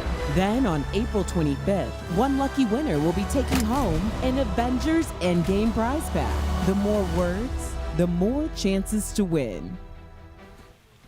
Okay, this is huge because these tickets, so you will win 2 tickets, by the way, and these tickets right now, because they're so hard to come by, for instance, People Magazine just reported that a New York City resident bid $9,200 for 2 That's crazy. Avengers tickets, and there's other people that have actually won their tickets, and they're running about $5 grand. We're giving away 2 of those tickets, along with some of the other prize items that you saw. I think I should take those tickets for safekeeping. That's how much I care about this show. Wow. That's crazy. I mean, there's a guy in Jersey that bid $2,500 for it, and it took 6 hours, and they had the most pre-sale tickets sold ever. Ever. So the word of the day is Stark. I was going to say, listen for the word of the day. But full disclosure, you are the voice for all the word of the day. The word of the day is Stark. Yeah. Jeff says something that I always like to piggyback on, but people always ask, like, how do you win? How do you get involved? You gotta write in. You gotta make the video, etc. Things like that. You gotta write in Stark. Is that what you do? How do you win? You gotta write it in. You gotta say it. You gotta be in it to win it. That's what I'm trying to say. But I don't even know how you get in it. How do you get in it? You just go to our website and enter the word Stark. That's it. I just like that. Well, then just If you tell don't me. have to send a video. Erica set him up like, Jeff, what are you saying? Jeff was like, look, you got to write the word Stark on the ground. That's how whenever you walk through the door, you got to get in. You got to be in it to win it. No, you didn't say I totally agree with that. Because people are like, I'm never going to win, so they're not going to do it. But I don't even know what you have to do. You just have to type in Go to our website, word of the day, Stark. And you will be entered to win. We are wishing you Now all you have no luck. By the way, the boothers told us to move on. It's like, don't worry. We have a whole, We're gonna get we have a whole segment to get to. We are switching gears. More than 23 million people are vulnerable to online hackers, according to a new UK study, since they're using an easy-to-crack password. The report shows 123456 top the list as the most used password. Other popular passwords are the top of your keyboard with QWERTY, password, and 7 ones in a row. Those are some other ones. Cyber experts say using 3 random yet memorable words make a strong password. Have you ever had a really weak password that you're comfortable with talking about? I've never had a weak password. Password. I've never had a weak password. I haven't either. But I'm the one who keeps forgetting my password. That's how strong my password is. So it's never obvious to anybody, including myself. What about you, Jeff? I've used password in the past. I have. I would gasped back there. Oh, jeez. Should I leave now? Should I leave? No, Kelly, I what always about you? make them and then I can't remember them Me and I have to redo them. I never remember my passwords ever. Yeah. It's really annoying. All right, we got to work on that. Yeah, we got to. All right, well, experts say a good password is the best way to have control over your online security. So here are some tips to protect yourself. First, the longer the password, the better. It takes hackers less than a second to break a password with only 3 letters. Also, use a nonsense word since it won't appear anywhere else. And make sure to use random symbols and upper and lowercase letters. Try switching a 0 out for an O. Oh, I'll definitely forget it then. Yeah. And change your password regularly, depending on how sensitive your information is. You should change your password more often and don't reuse it either. I've been guilty of reusing, and then the site will be like, you've already used that password, and then I have to change it again. I do that too. Me too. Just to reiterate, I don't have password as my password, so don't. You did. When was that? You know when you have to sign up to like buy batteries online, like make a password. I'm like, for what? You know what I'm saying? I'm like, and I just put password. Yeah. Makes sense to me. Yeah. DBL Nation, I want to hear from you. What were some of your weakest passwords? Please share with us. It'll be funny. Coming up, if it seems like going green costs a lot of green, you don't want to miss our shopping ideas that actually save money and the environment. That's coming up next. Hey DBL Nation, it's Lex and I'm here with the DBL Digital team giving you guys more top trending stories during the breaks here at Daily Blast Live. So this story is going to have you guys at home scratching your heads. Or maybe yelling at your monitor. Maybe saying expletives, maybe, I don't know. So this new story coming at you guys right now, it's about a man in Florida, and you guys already know the news, you know how it's always trending that a Florida man inserts something insane that this Florida man did. So this Florida man got caught impersonating a police officer. You know how he got caught? By pulling over a police officer. So yeah, this guy, he decked out his Chevrolet with blue and red lights. He even had an airsoft gun and holster that is not a weapon and it's not going to hurt anyone, but used to impersonate having a real gun. He was arrested on impersonating an officer and released on bond. So yeah, seriously guys, Florida, dear Florida, you can't do any better than this. I'm sorry, I'm assuming, this was not in the story, but I'm assuming that he was pulling over other people and giving out tickets, and I'm not really sure what his benefit was by doing that. But I'm glad he got caught, and I think it's very ironic the way that he got caught, and laughable and really funny. But Florida, get it together. Get it together, Florida. DBL Nation, write us in. Let us know, what is your favorite Florida man headline? Bye now.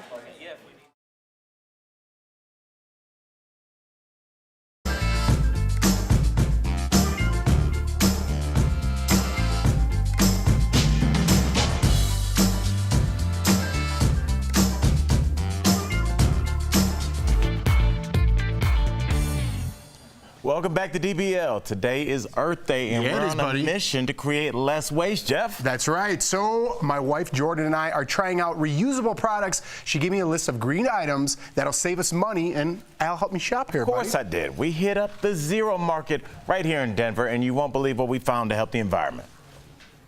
All right, man, so I got my list from Jordan. Yes, you got our list from Jordan. Yes. We're team. Yeah. All right, so this is perfect for lunch. This is an Al serving size. Yeah, there we go. 3 more of these and we're good to go. Put it in the basket. All right, thank you. Dude, here, this is another thing. Food wrap. We need 2 because I'm getting my own. You're going to try to steal mine. And they're cool designs, dude. This actually goes with some stuff on my desk. I'm trying to color coordinate. Doing a whole thing this season. So now I need toothpaste and toothbrush alternatives, which is right there, man. Right, literally right in front of us. Don't forget. I got the toothbrush. You and the missus, did you get yourself one? I think there's a couple in here. Okay, we got Unless it's just a giant box. Yes. Oh, Let's get the big ones. Let's get the big ones. Okay. All right, and then we're going to get, what do you like? Going with peppermint? Gotta go with the peppermint. We can't leave here without soap nuts, dude. Yes, that's what I was gonna say. Soap nuts. I took the words right out of your mouth. There we go. Let's open and smell these. So it's for your laundry, dude. Yeah. Let me smell soap nuts.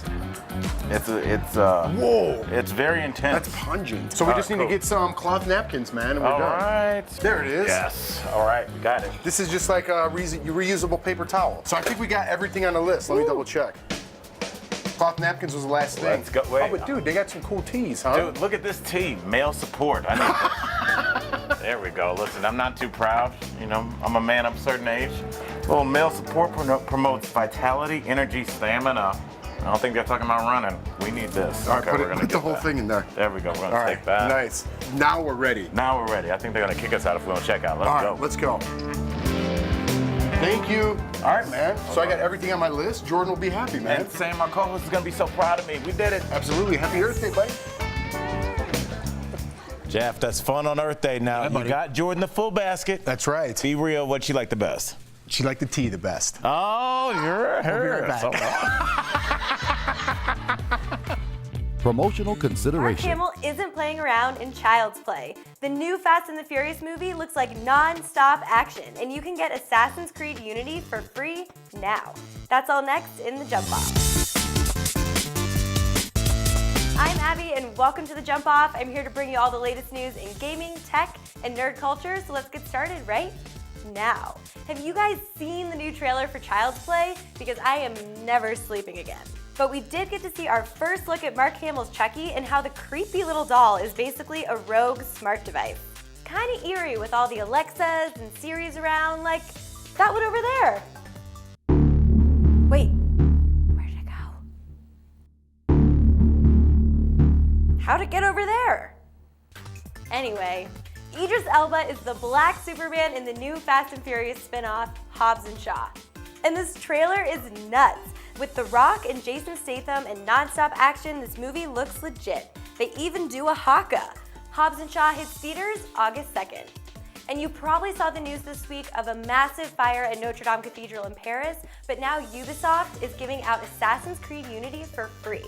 It's all to raise awareness for the fire and raise funds. Notre Dame is featured in the game, so until April 25th, you can download a PC copy or stream the game for free. One of the designers even spent 2 years perfecting the model of Notre Dame in the game, so if you haven't played, go check it out. That's it for The Jump Off. I'm Abby, and as always, I'll be here every week with your latest in gaming, tech, and nerd culture news. See you next time.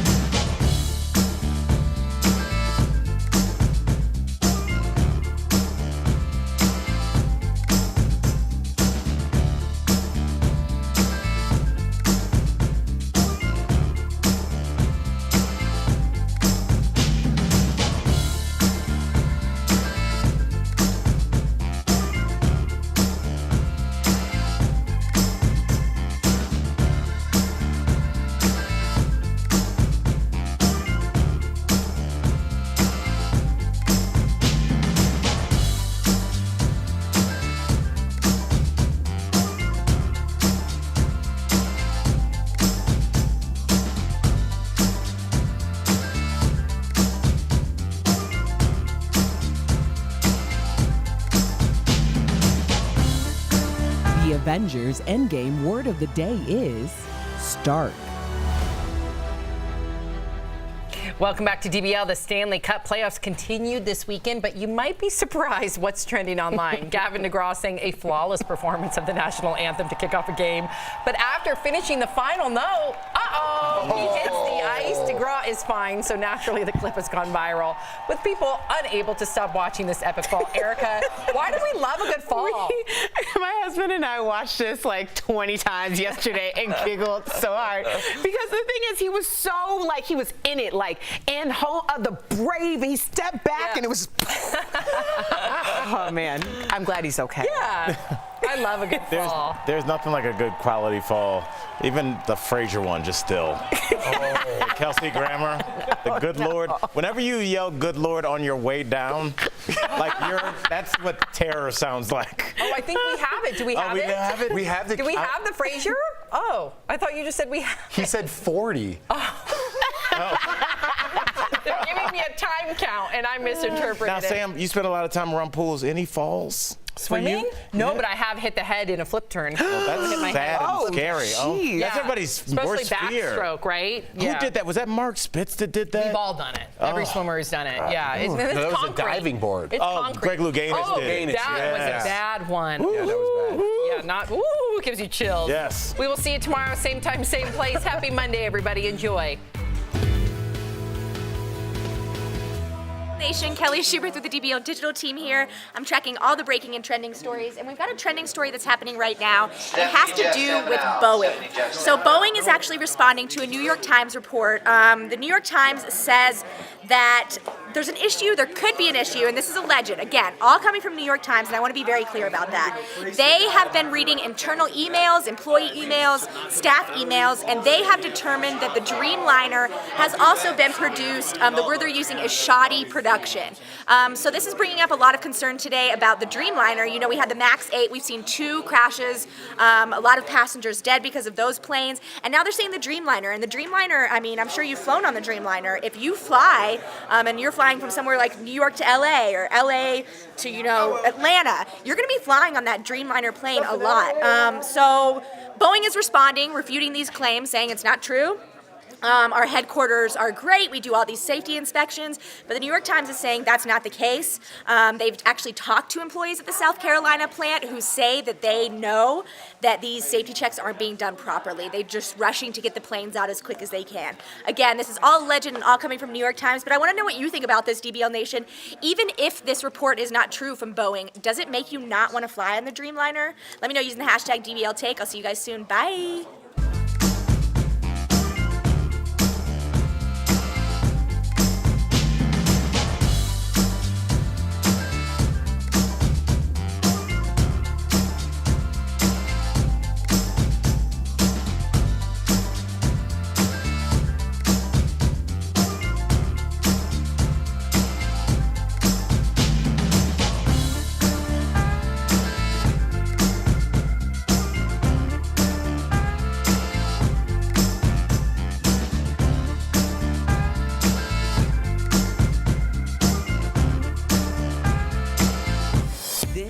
Daily Blast Live. We're talking about what you're talking about. Because everyone's talking about this. Always live, always real, always unpredictable. You are totally off base here. Log on and join our live conversation. I can't believe I'm saying this.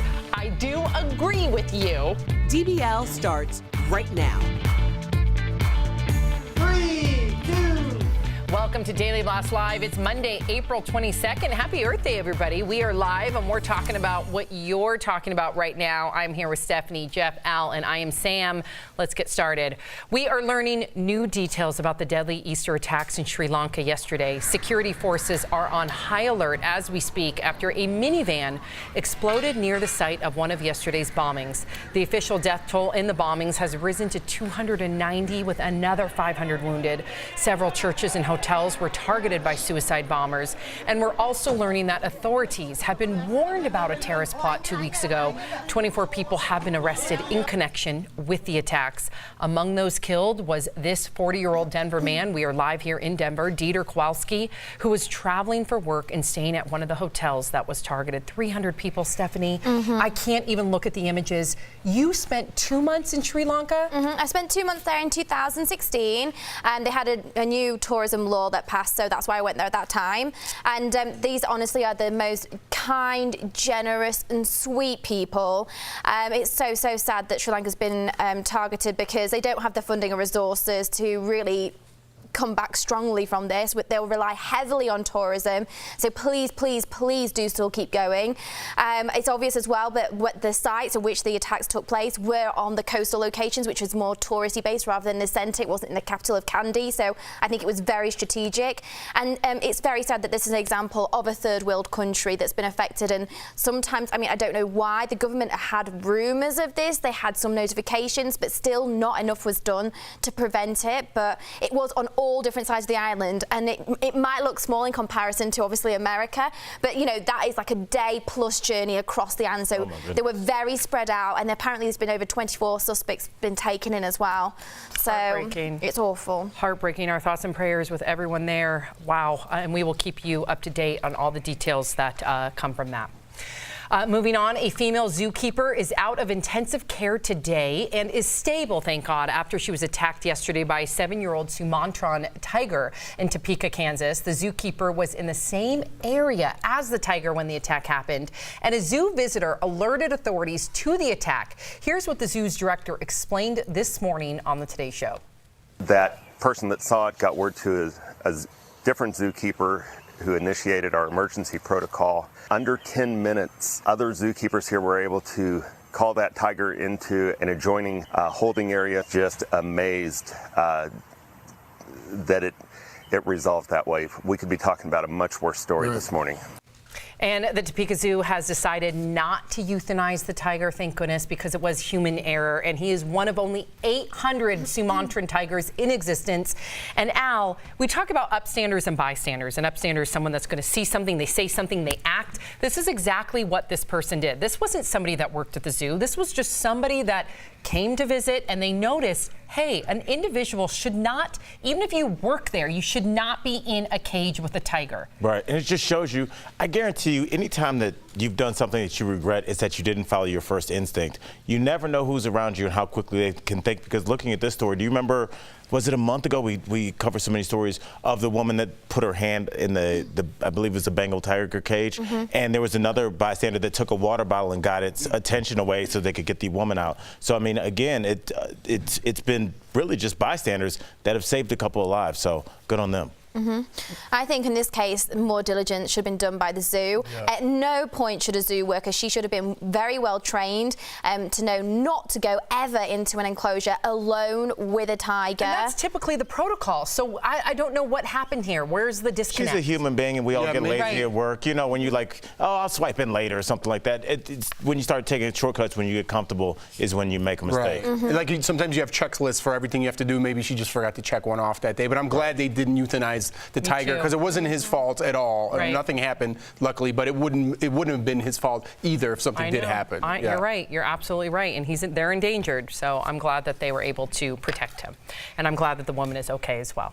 All right. Well, a lot of nurses are furious right now at a Washington state senator. This is Republican State Senator Maureen Walsh, who is walking back comments she made last week about nurses while debating a bill that would grant them uninterrupted meal and rest breaks. Here's what she said. Those nurses probably do get breaks. They probably play cards for a considerable amount of the day. Ooh, the senator now says she was tired when she made the comment and wishes she hadn't said it. How about an apology? But you better believe there is a furious backlash, including this online petition calling on the senator to shadow a local nurse for a 12-hour shift. And the hashtag nurses don't play cards is trending, with nurses posting pictures like this, showing 1 year's worth of flashcards, explaining that these are the cards it takes to learn enough base knowledge to save someone's life. And here's another one. This nurse says nurses don't play games. We also don't eat, drink, or pee for 12 hours at a time because we are too busy saving lives. You know, I do want to pull it back just a little bit because I hate online petitions. I can't stand them. You guys all know. But I do like, instead of calling for her job, you know what, how about you work a shift. You walk in my shoes for 12 hours, and I'll show you what a nurse does. How many people know what nurses do unless you're a nurse? People are so educated about what everyone else does in the world today except what they're doing. Well, I was pre-med, so I know how hard nurses work. I mean, anybody that's ever had a child, broken their arm, torn their bicep off their arm because they were on a bull. I guarantee you it was a nurse that did most of the work. The doctors kind of come in and talk to the nurse about what they did, but the person that's changing your gauze, that that's checking in on you, that's coming in the middle of the night, checking your levels. It's a nurse. And the fact that these people are disrespected just along with our teachers because they don't make these huge salaries, it's really, you don't see people disrespecting Instagram influencers. And who's more important? Mm-hmm. Amen, Al. Amen. You want to put a button on this, Stephanie? I just think, we all need to remember that these are people that in our darkest hours when we really need help and there's no other option, maybe you're not even conscious of what's going on around you. These are the people that save lives, that go home and think about what's happened that day, what choices they made. Did they give you the right amount of medicine? Did you need anything? It stays with them. They don't have time to eat. This was literally a space to have a meal in a 12-hour day. I know. It's just so ridiculous. Did it bother you guys that she didn't apologize? That's what I was just going to say. My biggest qualm about all of this, of course, her asinine statement, but number two, the fact that you have not apologized yet, that you have not admitted that you are wrong. And to blame it on being tired, how about following a nurse for 12 hours, and that will show you what tired really is. So I just want her to have a self-aware moment and just acknowledge her mistake. That's what I would like to see. And we love you, nurses. I mean, mad respect to all of you, honestly. Big ups. Yep. Say hello to Captain Minnie Mouse. Yes, the iconic character is wearing pants for the first time, all part of an effort by Disney Cruise Line to empower girls and young women to become ship captains. And to that end, the cruise line announced a new scholarship for female cadets. Kudos to Disney. Because here's the thing, Sophie loves Minnie Mouse, Jeff, and she has a Minnie that you can kind of put like a paper doll, like all these little outfits on her. They're all dresses. They don't even offer pants for the toys. Wow. I know. This is very inspiring. You don't think it is? No, it's not. You think because you're not a girl. That's your privilege. Well, really? Because now you're going to be a captain because you saw pants as an option? Well, if I'm a young girl and oh, come on. You're a young girl and there's pants. Now you want to be a ship captain? No, I think that's what this translates to. I think that she is. Let's not get crazy. That's the thing, that she is a captain. I think it's just that Disney is breaking stereotypes, and Disney is it's an icon in America. It's very influential on young children. They live and breathe Disney and their characters and who they are. Sophie breathes Minnie So Mouse. I think I just think it's a nice if Mickey thing. Mouse had a cane, I wouldn't be here right now. I'd be a conductor. I think you're missing the point. I really do. I think sometimes we make bigger deals about a small point. I think they're trying to be a little bit more inclusive. Not every young girl wants to wear a skirt. Okay, well, let's change lives. Pants are an option. All right.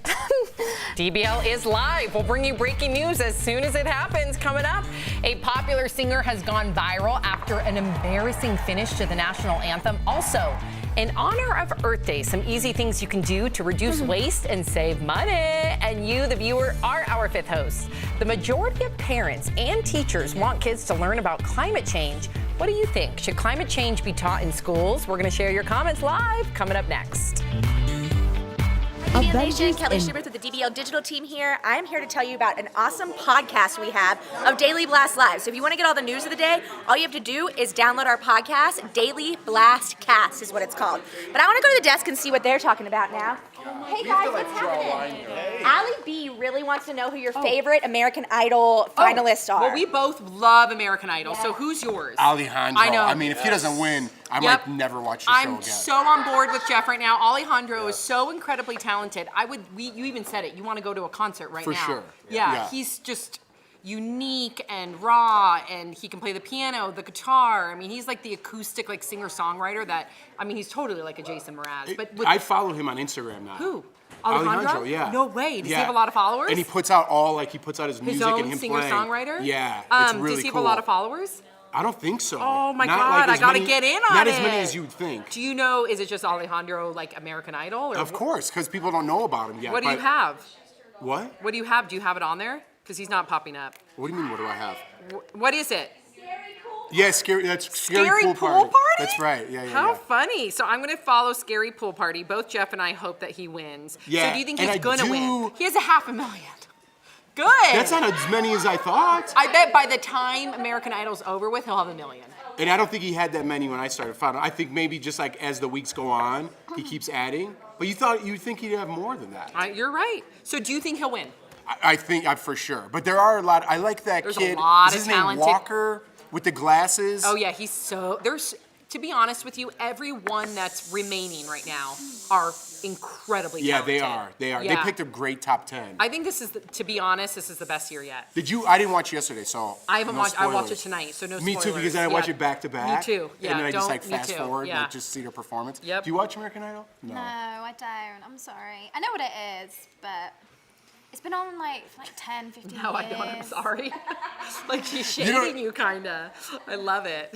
I was just trying to get you in a conversation. You want to talk about Minnie Mouse's pants? No. Donald Duck doesn't wear any pants. What's the big deal? No, I think it's important For for real. young girls to see diversity in clothing because they feel like. But you think we're getting too crazy. You forgot about We're the getting too scholarship part. crazy. You forgot the That's scholarship. amazing. Scholarship is amazing. Putting pants on Minnie Mouse and then having like a But debate what about ship it. captains wear skirts while they ship a. Donald Duck doesn't have any pants. It doesn't change my life. You know what I mean?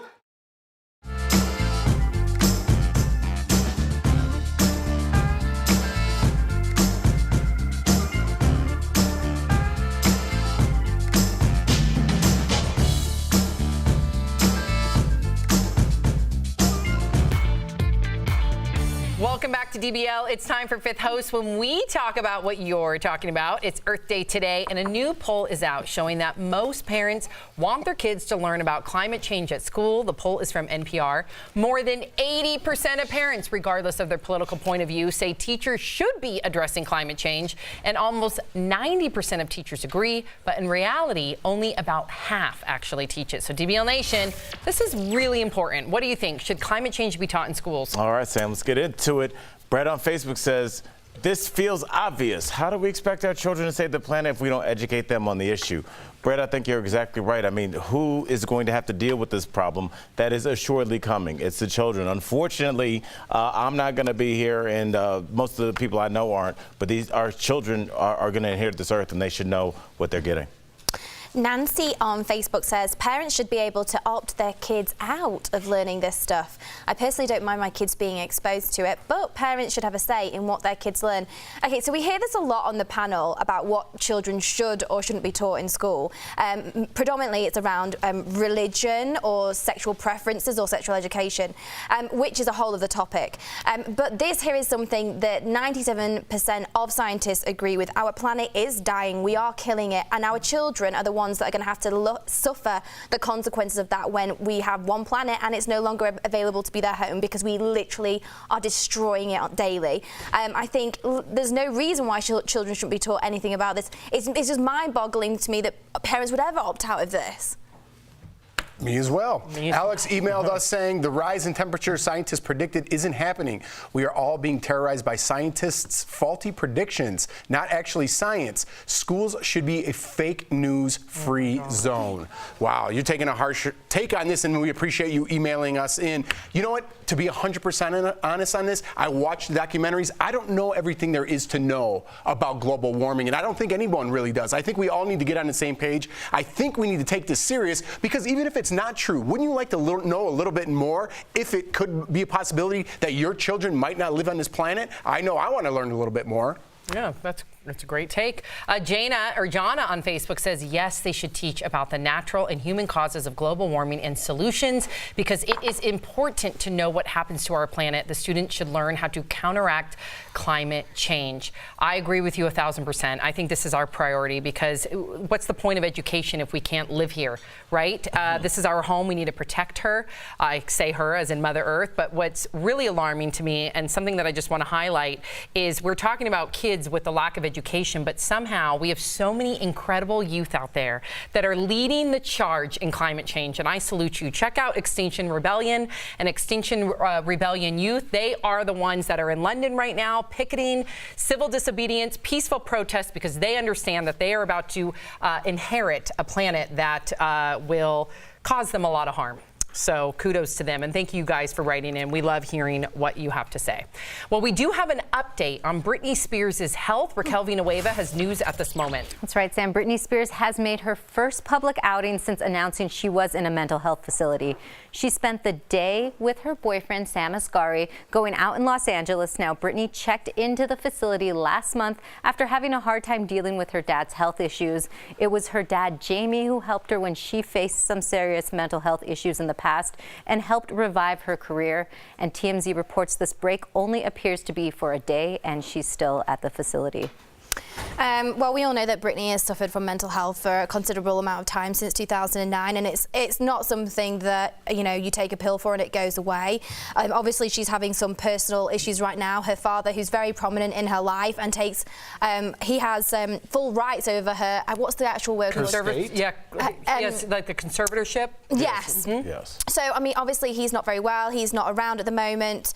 So this is going to impact on her. It's going to be a trigger. But I'm glad that she's with her partner, who she's been with for a considerable amount of time, and she looks as though she's doing better and she's taken charge of the situation herself. So get better soon, Britney. Amen. Amen. Well said. Coming up, the power of community in today's Heart Threads. A single mom gets her life back on track with help from some strangers who care. You'll be inspired. Also, our Stephanie Jones shows us why so many people are turning to organic products at the makeup counter. You do not want to miss it. That is coming up next. Hey, DBL Nation, getting a little bit ready back there, a little behind the scenes for you guys. What's up, everybody? How was everyone's weekend? We're here in the breaks to give you all the trending stories around the web, and this first one's coming out of Pop Sugar, you guys. Big deal coming out of Costco. Universal Studio fans, listen up for sure, because this is going to be almost life-changing if you love going to Universal Studios or Disneyland. They're running a great deal. Costco is running a great deal on Universal Studios tickets. They are giving a 3-visit pass. Now, not 3-day, it's a 3-visit pass for $139. $139. I mean, a 1-day express pass there, I was looking it up a little bit, was $179, and that's to get to the front of the line for 1 day. So that is 1 day, and 1 day as a plane ticket is $109. So $139 for 3 visits. Now, like I said, it's not a 3-day pass. You don't get to go 3 days in a row. You don't get to book 3 days in a row, unfortunately. But it's 3 visits, so you get to book 1 day, and then you have to advance register the other 2 days. Now, like I said, it's not 3 days in a row, so don't think 2-day, 3-day pass, but it is a 3 visits. So that means you get 3 dates. I mean, you could go at the beginning of the year, in the middle of the year, and at the end of the year. I mean, you could plan 3 different trips to Universal Studios for only $140. Like, that is a steal of a deal. DBL Nation, write us in and let us know if you've ever been to Universal Studios or if you think it's better than Disneyland or Disney World, because, man, I've got some opinions here, and I think Disney World might have them beat, but this is a heck of a deal, guys, so take advantage of it. You can find some more details on Pop Sugar. They go into a little bit more detail of some of the restrictions and things that you might not be able to do, so be sure to hit up popsugar.com for that, and we will see you next break. And clear, thank you.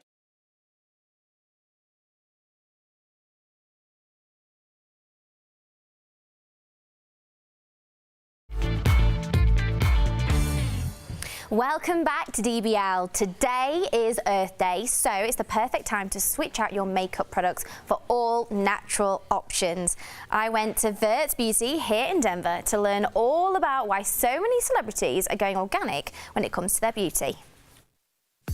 Green beauty is all the rage right now. We see Kourtney Kardashian opening up her own online store. We've seen Gwyneth Paltrow doing it. We've seen Jessica Alba doing it. It's like huge. But I need you to show me how to create a makeup look that's natural for all ages, because I'm gonna be honest, I've got no idea. Well, let's get started. So Ilia is a makeup line that I use quite often. It has a variety of products, and their True Skin Serum Primer is really great for any aging concerns. It helps with redness, hyperpigmentation, plumping the lines and wrinkles. Okay. And then did a little bit of the Ilia Serum Foundation, which also has anti-aging properties in it. After I do foundation, our Vert Beauty Concealer Pencil. Okay. So this is a multitasking product, and it has nice moisturizing oils in it. It has shea butter in it, mango seed oil, meadow foam seed oil, which are all great anti-aging properties. One thing that, you know, people say online, or I've read or heard, is that the natural beauty products don't stay on as long. I think is that because people just don't know about them? There's still a similar option out there in a cleaner version. Okay, so what's happening now? So I'm gonna use more of a vanilla shadow on top of that concealer. It has a little bit of sheen to it. There are certain points. No one loves a glitter granny. So natural doesn't always mean, sandals and candles, or it's not all granola, Yeah. It's still beautiful, it's still long wearing, it's still natural as well. And then this mascara is Pure Ice mascara, which is a nice lengthening and separating mascara. Right. And also the cool thing about Pure Ice's products, everything's silver you keep, so it's a very sustainable product line, and then you just buy the refills after. So it's beautiful packaging. Really cool. Plus it's sustainable. And I mean, you look amazing. She looks amazing.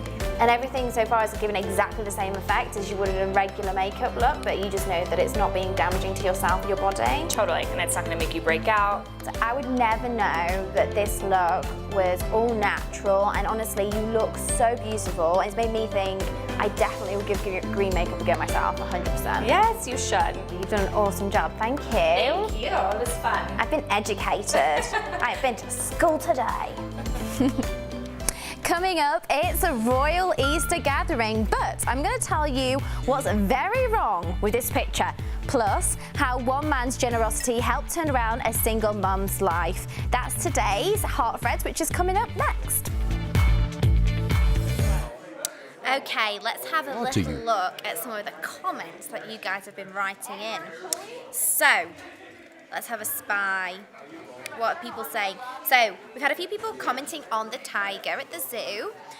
Naomi says, I heard the tiger had cubs, which means she could be overly protective. So, the tiger was actually a daddy, and I think obviously his tigeress had just had some little babies, so naturally he's going to be more protective and maybe a bit more aggressive because he's trying to look after his little family. So it's just unfortunate, obviously that's what happened. I'm glad that the zoo didn't euthanize the tiger. I think it would have been a really sad situation, and I'm also glad to know that the zookeeper, she's now out of intensive care and she's doing much better. That must have been a really scary situation for her. But I do think there needs to be more kind of strict rules in place with the zoos.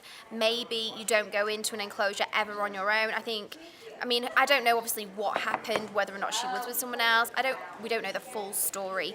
But I just think, these things need to be taken very seriously. At the end of the day, it's a wild animal and a ferocious one at that. And especially if there are cubs in the enclosure, the animals are going to be even more protective. Sandro Serena says they shouldn't euthanize any zoo animal because they shouldn't euthanize any zoo animal. They are there because of humans, not because they want to be. I also think it's like their natural instinct, isn't it? It's not like a dog or a cat that's very used to human interaction, and they are wild. These are animals that, survive in the wild. It is a natural instinct. It doesn't mean that it's okay for the zookeeper, but it's a tough situation. Let's have a little look. What else have we got going on? And we've had a few people commenting on also American Idol. Singing Mary 100 says Alejandro is super talented. Naomi also says Alejandro and Madison are her favourite picks for the finale. And Singing Mary 100 also then said there are very talented groups on Idol this year. So that's really cool. I don't watch American Idol and I don't watch the UK. In the UK we used to have Pop Idol. Then they changed the name to X Factor. And I'm just kind of a bit bored of seeing those shows now. They've been on for like 10, 15 years. So I just get a little bit bored, but maybe that's just me. I'd like to see something else or maybe a slightly different format. I don't know. That's just my opinion though, because I know a lot of people love those shows. Let's have a little look. What else have we got going on today? I'm having a little spy to see what you guys are all saying online. Let's have a look. I'm scrolling through. Peggy Williams said, was Jordan in today's early show segment? I don't usually watch that one, but I will today if Jordan is on. Yes, Jordan was on actually, so you'll be able to catch her numerous times throughout today, so don't go anywhere.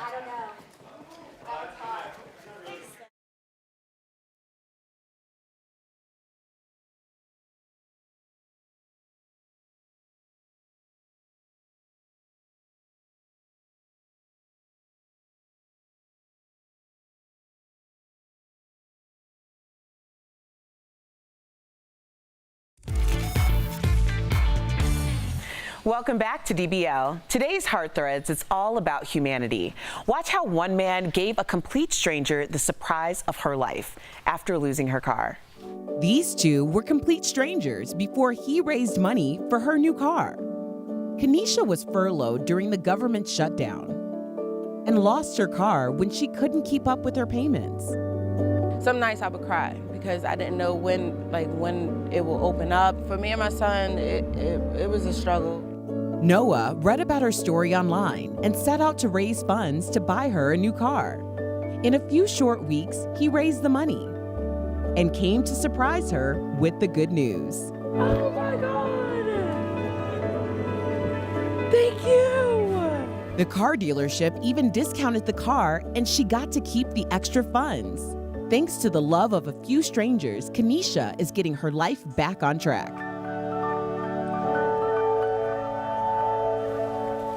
Aww. Amazing. I mean, just to see like the selflessness for him to go and get her car and just like now she can continue her life. A lot of our government employees were really set back by not being paid for that long amount of time. So it's just good to see that other citizens are taking up for them. I love that, Alex. Awesome. Great job. If you guys are leaving us right now, you can still watch us live on Facebook and YouTube. Here's what's coming up next on DBL. From Miley's shenanigans to T Swift's egg battle. And this, Mystery Bunny. We'll show you how your favorite celebs celebrated Easter. Then, going green for the environment. Jeff and Al show us some cool products that not only help to save the planet, but also save you money. And must-see video. We'll tell you who took a tumble on the ice right after belting out the national anthem when DBL comes back.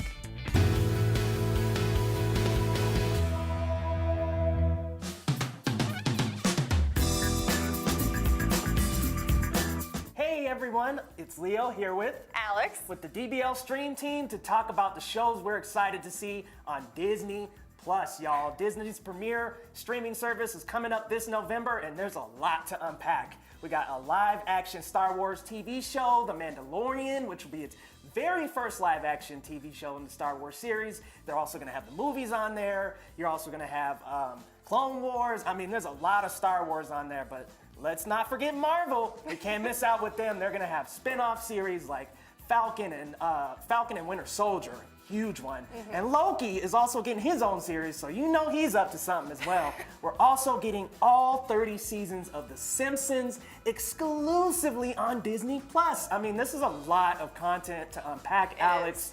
What are some of your favorites that are coming up? I think some of the things I'm most excited about are like the classic Disney ones, like things that I watched on VHS when I was a kid. And also Steamboat Willie's gonna be on there, which it came out in 1928. Oh my gosh. So that's like a beautiful piece of like animated history. Yeah. So I'm loving that. I'm loving Sleeping Beauty, Snow White and the Seven Dwarfs. I know. I mean, you get all of those classic ones, and you even get the 90s ones like Lion King, Hercules, Aladdin. Like, there's going to be so many of these movies that you might even run out of things to watch because there's so much. And you get to watch them without having to rewind a VHS like the good old days. Yes. So that's awesome. Exactly. And all of this is only $7. That's pretty amazing. Coming up in November, and man, I am just super excited for Star Wars Clone Wars. We finally get another season. I believe this is season 7 we're getting, and it's been 5 years since the end of the series. And it ended on such a cliffhanger. I mean, Anakin and Ahsoka went their separate ways at the end of the series, and yeah, that seems like a good tie-in to Star Wars Episode 3, but come on, we have a lot more ground to cover in this series. This is Daily Blast Live. We're talking about what you're talking about. Because everyone's talking about this. Always live, always real, always unpredictable. You are totally off base here. Log on and join our live conversation. I can't believe I'm saying this. I do agree with you. DBL starts right now. 3, 2. Welcome to DBL. We are live and we're talking about what you're talking about right now. So let's get started. Celebrities are just like us, right? Right out? They celebrate Easter too. Singer Miley Cyrus posted this racy throwback pic yesterday. I don't understand that. In honor of the day. Well, there were two little bunnies on the Yeah. Okay. Leanne Rimes shared this family photo with the caption, "Our awkward family Easter." There she is with her husband, Eddie Cibrian, his ex-wife, Brandi Glanville, and their 2 kids. If you didn't know, Eddie cheated on Brandi with Leanne. And look at Brandi in the background. Awkward. Singer Taylor Swift celebrated the holy day, too, with an Easter egg battle. We're not sure exactly how the game works, but it looks fun. Sign me up. And check out John Legend. He went full Easter, putting on an Easter bunny costume for their kids. You had a fun Easter. Yeah, it was fun. We had a good Easter, so we went on a little Easter egg hunt. Lawson redeemed himself. Lawson killed it. He got blanked last year, and he came back strong, got some eggs. But you trained him. I trained him a little bit. Got some eggs for his brother. But you know what I thought was really sweet? I watched you post a video on Instagram, and Lawson ran off and got the eggs, and later he turned around and he looked at Leighton. He saw Leighton, obviously, he's a tiny baby. He's like on it, you know, his belly, kind of crawling. And I love he ran behind him and he dropped an egg right in front of his face. I don't know if you noticed that. I taught him that. So I said, I put him on the edge of the carpet, and I said, all right, they're going to say, on your mark, get set, go, and you go out there and get as many eggs as you can, and you get some for your brother. Last year he had none. Last year, poor Lawson got none. He got none, and now he redeemed himself. Well, not this year. Not this year How at all. about you? What did you do? Well, so this year, we, to be honest with you, I got all of the Easter stuff the night before. Yes, I know. I'm a bad mom. No, all the eggs were gone. All of the eggs were gone, so we did an Easter basket hunt. And I was surprised. Sophie, at almost 2 years old, went through the whole house looking for her Easter basket, finally found it behind a curtain, and squealed. She was so happy. There she is. It looks like there's nothing in the basket because she devoured it, but she was so excited. And I saw that your kids were dressed in their Sunday's finest. Yes, I was in Boise, Idaho performing this week, but they went to church. That's in El Segundo. That's baby Ford. Ford is not a baby anymore. Yes, he's a baby boy. Like a full-on like boy teenager. Yeah, 2 of my kids are over 5 feet already. Oh my gosh. My daughter will probably be 6 feet in 2 summers. Wow. It's already 5'9". So, Ow, they've grown up so fast. I don't like it. I know. I hear you. I hear you. The royal family had a very special Easter this year as well. So let's get over to Stephanie Jones. She is on the Royal Watch. Stephanie. That's right, Sam. So yesterday wasn't just Easter. It was also the Queen Elizabeth's birthday. That's her real birthday. Because she casually celebrates twice a year, once on April the 21st, and then again on the 2nd Saturday in June. I mean, she's the Queen, so she can do pretty much whatever she wants. And yesterday, everyone was there to celebrate Easter except Meghan Markle. The Duchess is very close to her due date, so we could understand why she probably couldn't attend. And there was no word on when we'll meet the new little bundle of joy. But right now, rumours are swirling about Daddy Prince Harry. Could he be feuding with his brother Prince William? Well, apparently the two didn't talk at Easter service yesterday. You can see they aren't walking anywhere near each other or speaking, so I wonder what kind of drama is brewing. It could be about when Harry and Meghan might be moving. There are some rumours that the Duke and Duchess of Sussex might be getting shipped off to Africa sometime next year. That's according to a report from London's Sunday Times. It's a newspaper. Buckingham Palace does say any future plans for the Duke and Duchess are speculative at this stage. Reports say the move could all be in the name of charity, but are they just getting the old heave-ho from the Queen? What do you guys think? I think given the philanthropic side of Meghan, I think this is right up her alley. I think she and Harry both want to leave a different mark with the monarchy, so to speak. Maybe they just want to leave. No, I think they really, no, I think both of them want to do some real good. No, I agree with that, but I mean, it does seem like there's some tension. Would you guys want to go to Africa with the newborn baby? Yeah. You would? You said that sarcastically, though. You think there's some tension there? I think there's definitely some tension. We know that. That's why, obviously, she's left Kensington Palace. She's moved further away into the countryside. Not going to the birthday. I know she's due. I think that is down to, I do think she's very close to her due date. Because her mom just arrived as well, so it's any day now. It could be any day now. I love Meghan, but there's a lot of... What do you make of the not talking, the brothers? I mean, I think that could be anything. That could be he's rushing in, maybe he's nervous, maybe he's checking his phone, his wife is about to have a baby. I mean, there's a lot going on in his mind right now. So. All right, we will follow it. Yes, we will. Everyone is still talking about Game of Thrones, and a warning, there are some spoilers ahead. Last night, 2 characters on the show, Arya Stark and Gendry, became very close. Some fans are calling their sex scene awkward. This all comes as the show is building up to the Battle of Winterfell. The White Walkers are coming for blood, and apparently Arya was determined to lose her virginity in last night's episode before they all get killed. And we're just learning that Maisie Williams, who plays Arya, thought this scene was a prank at first. But it has us wondering, how would you like to spend your last day? Let's go around the horn. How would you like to spend your last day? With my family, but yeah. And then once they're in the bed, then yeah, I'm sorry. We're about to check out. Come on. Okay. You're being honest. That's right. Yeah. You're exactly right. What about you? First of all, that scene was very awkward. I'm a huge fan of Game of Thrones. You couldn't look. I couldn't look. She's my favorite character. It was like, look at my little sister. I still didn't like it. I didn't turn away. Anyway, that being said, of course with your family. Of course, maybe on a giant boat. Okay. A yacht. I like that idea. If we know we're going out, use all the money. Okay, boat, yacht for him. With family. Of course. I think I'd want to be with my family too. But where? If you could pick I would want to be somewhere really hot, sunny. I'd want to be on a beach, Bali. pina colada in hand. I'm so drunk I don't know, But that it's your the world's last day ending. on Earth, so it'd be hard to enjoy the beach because you'd be like, you can't relax when you know you're about to die tomorrow. I like the idea of the yacht. I want to be in Portofino on a yacht. Way to go on a with my limb there, Sam. You like the idea of a yacht? I said Portofino on a yacht. I was specific with my entire family. We are all on the yacht in Portofino. Thank you. Have some gelato, some Chianti. Might as well just go crazy. Chime in, DBL Nation. What would you guys do? How would you spend your last day? Sometimes your work friends become your friends in real life. Case in point right here. And that's the case for the cast of Saved by the Bell. That's not Saved by the Bell. Zach Morris, a.k.a. Mark Paul Gosselaar, posted this picture with Mario Lopez, Tiffany Thiessen, and Elizabeth Berkley and their spouses over the weekend. He wrote, "This is what 30-plus years of friendship looks like. So will this be us in 30 years? It better be." Well, I hope I look as good as Mario Lopez and Tiffany Thiessen. No, 30 years, you'd be 70. I live for 70-year-old Jeff because I know you will be unfiltered. Your Jeff rants now are going to be amplified times a million. I agree. I can't wait. So too. I don't know if it's going to take till 70. Yes, very much so.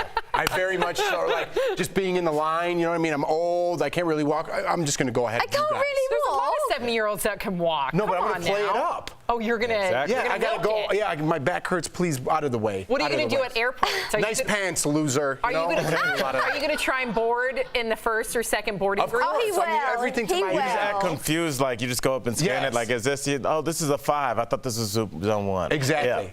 Yeah, I can see that. I live for that. Definitely I'm very much see looking that. forward to that. I live for it.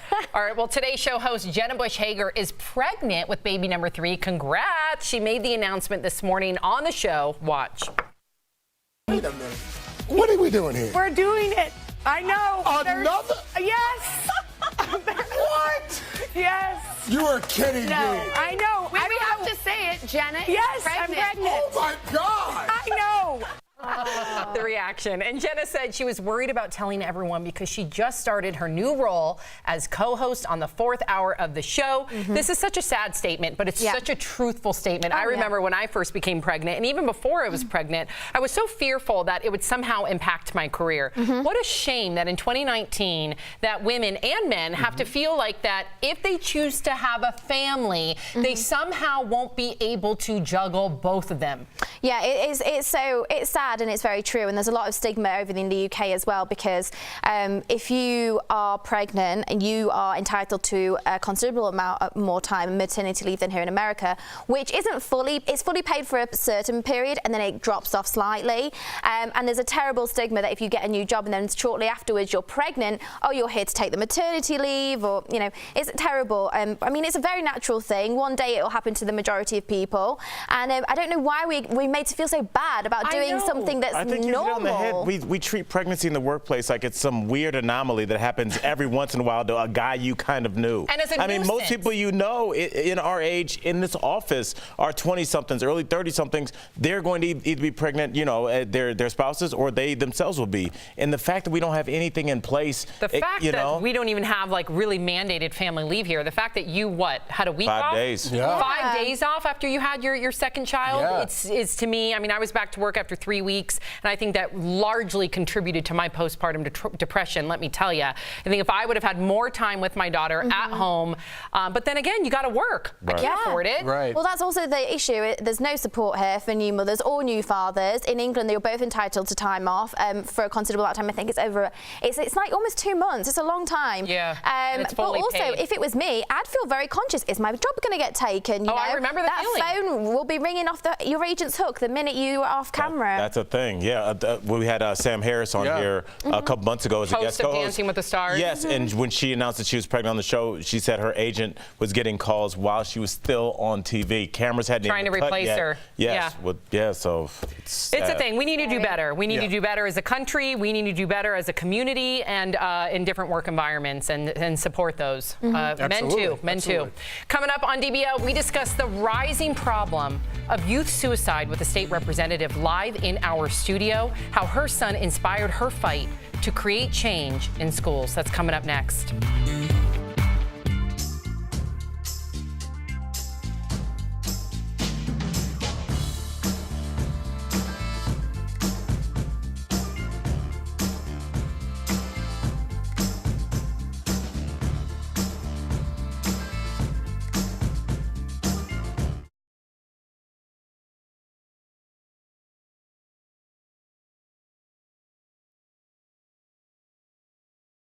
Thank you. Shout out to Kelly having a nice.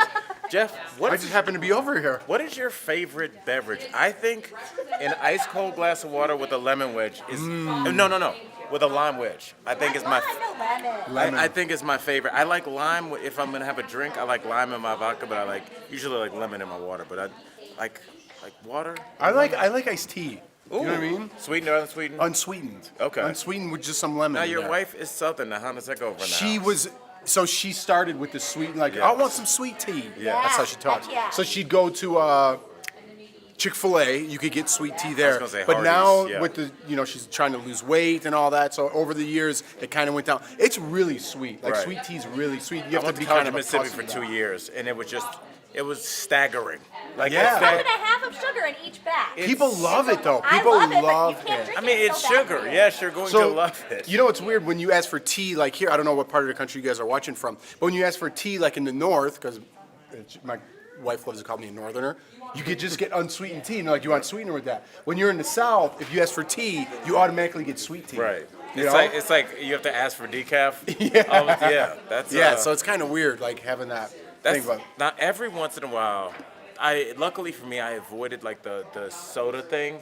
Yeah. But every once in a while, I want a fountain Coca-Cola over ice. Leave it like 30 seconds, let it get cold, and just enjoy it. Oh, me, I'm a Diet Dr. Pepper. Once in a while, a little Diet Dr. Pepper, I love it, and it makes me burp. Oh yeah. Nothing wrong with that. It does. As It's soon as I something drink it, I'm very- like, you I just gotta had get a that pop. out. That's part of it. That's part of the experience. Thanks, guys. Let us know what you drink.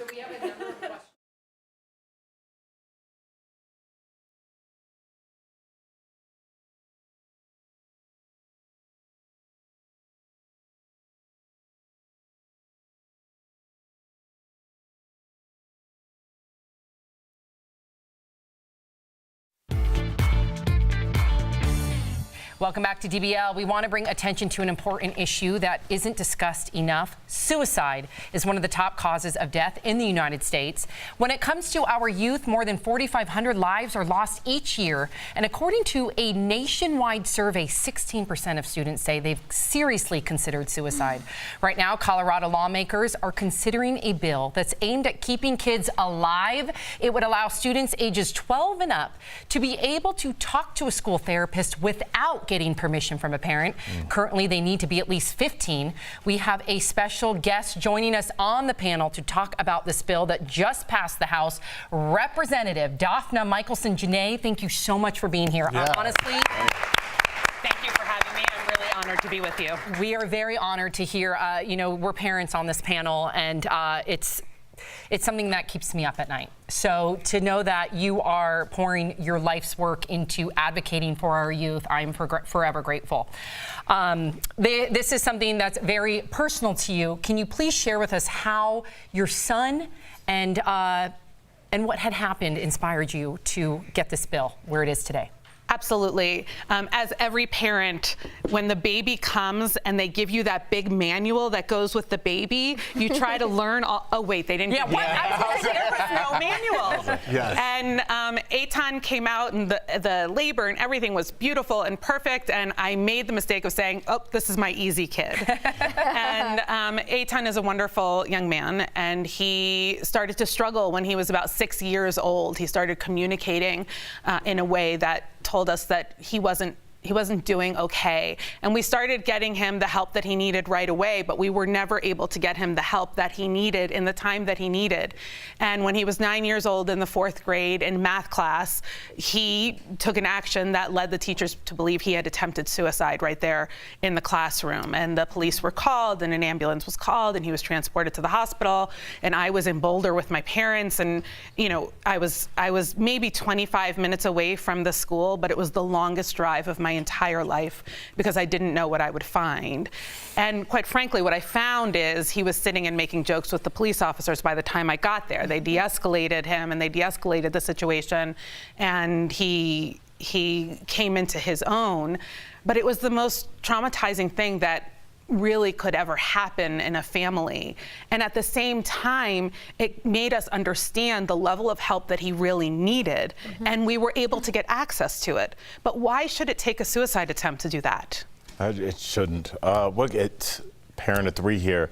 What would you say to a parent that sees that their child is struggling, but really doesn't know what to do? Because, not luckily, but you had an incident that kind of kickstarted things into action. What if you just get the feeling like there's a general malaise, like something's just not right? Number one, believe your children.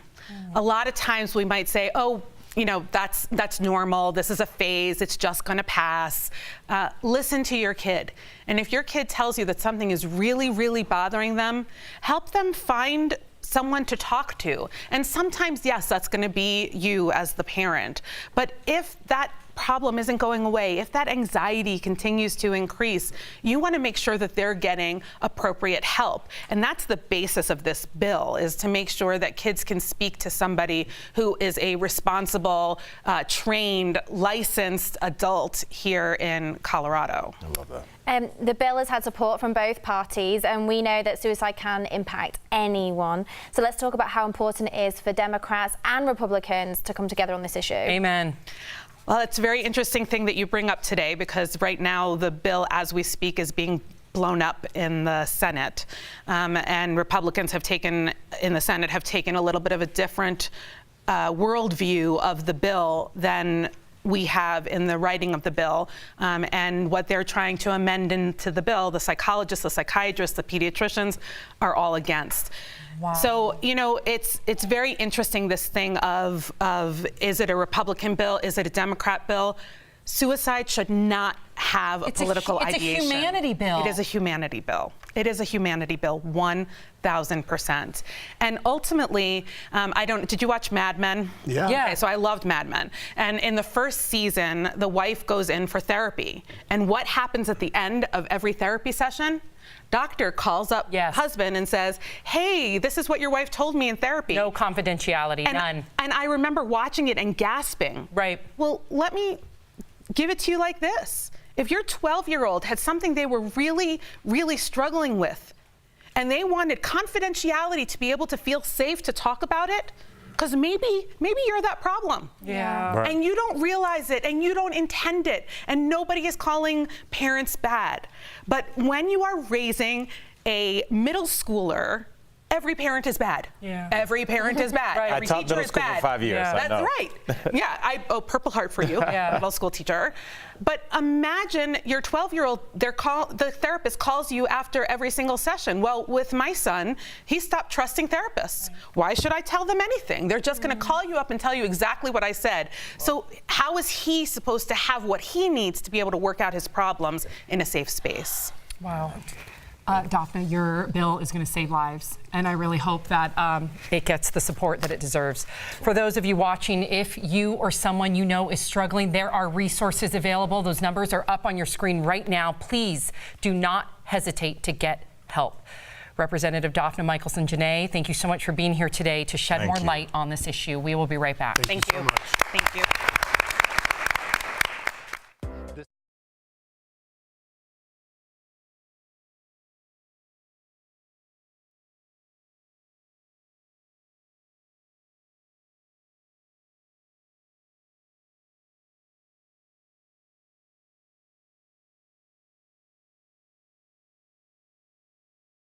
DBL Nation, sorry, taking my coat off. It's so cold in the studio today, so I had to have my jacket on all day.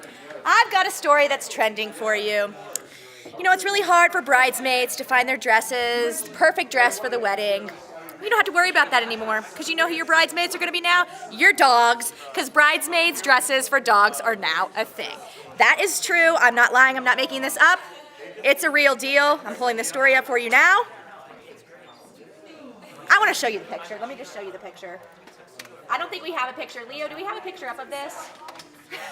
Here it is. It's a UK company, and they've decided to start making dresses for your dogs. There's even a little bow that comes with it. I want to know, DBL Nation, do you guys think this is crazy, or would you actually do this? I feel like I've heard of some people who have, instead of groomsmen or bridesmen, they have let their dog be like the ring bearer and walk down, but I've never heard of it in place of the bridesmaid or groomsman. And so I want to know, DBL Nation, would you consider having your dog in your wedding? And if so, would they wear a fancy little dress? I would, of course, consider having Henley, my sister's dog, in my wedding, but I don't think a dress would fit her. I think it would cost way too much money. The more fabric, it would cost a little too much money for Henley girl. She's a big girl. She's a big girl. So DBL Nation, I want to know what you think. I know Kimberly, you're getting married soon. A couple other of you are getting married soon. Would you ever consider having your dog in your wedding? And if so, would you buy one of these dresses for your dog? Oh. We also have an awesome contest happening right now. A lot of you were watching our digital breaks last week for the Avengers contest, but now we're having it on broadcast this week. The word is Stark. It's Stark. It's Stark. All right, man, so I got my list from Jordan. Yes, you got our list from Jordan. Yes. We're team. Yeah. All right, so this is like perfect for like lunch. For like, this is an Al serving size. Yeah, there we go. 3 more of these and we're good to go. Put it in the basket. All right, thank you. Dude, here, this is another thing. Food wrap. We need 2, because I'm getting my own. You're going to try to steal mine. And they're cool designs, dude. This actually goes with some stuff on my desk. I'm trying to color coordinate. Doing a whole thing this season. So now I need toothpaste and toothbrush alternatives, which is right there, man. Right, literally right in front of us. Don't I forget. got the toothbrush. You and the missus, did you get yourself one? I think there's a couple in here. Okay, we got Unless that. it's just a giant box. Yes. Oh, Let's wow. get the So big it's a ones. whole Let's get the big family. ones. Okay. All right, and then we're going to get, what do you like? Going with peppermint? Gotta go with the peppermint. We can't leave here without soap nuts, dude. Yes, that's what I was gonna say. That's soap nuts. I took the words right out of your mouth. There we go. Let's open and smell these. So it's for your laundry, dude. Yeah. Let me smell soap nuts. Whoa. It's very intense. That's pungent. So we just need to get some cloth napkins, man, and we're done. All right. There it is. Yes. All right, we got it. This is just like a reusable paper towel. So I think we got everything on the list. Let me double check.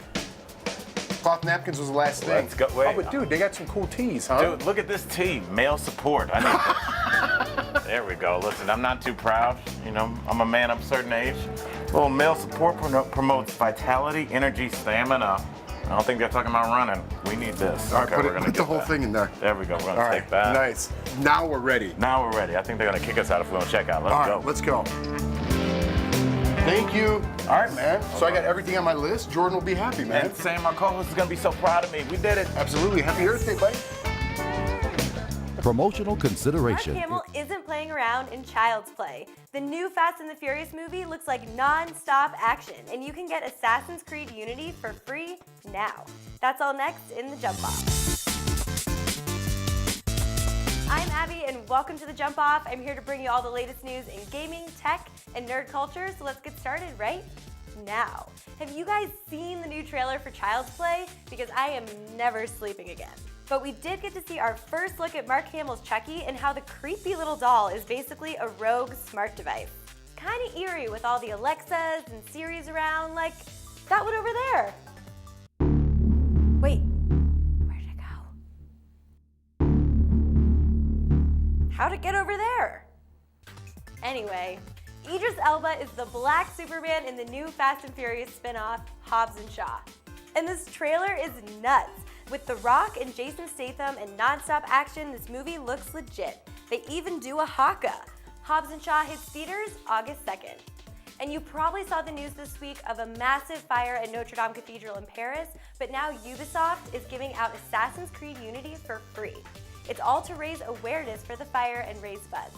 Notre Dame is featured in the game, so until April 25th, you can download a PC copy or stream the game for free. One of the designers even spent 2 years perfecting the model of Notre Dame in the game, so if you haven't played, go check it out. That's it for the Jump Off. I'm Abby, and as always, I'll be here every week with your latest in gaming, tech, and nerd culture news. See you next time.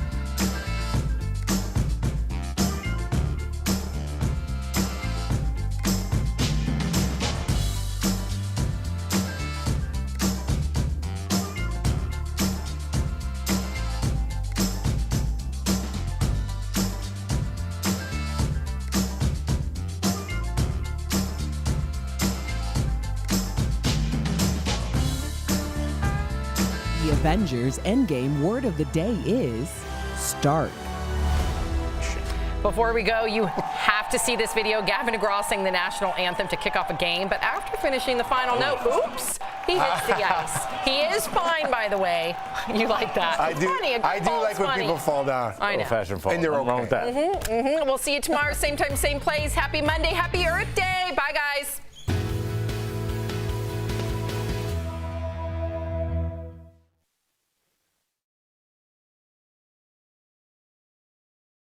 Hi guys, Kelly Schubert with the DBL Digital team.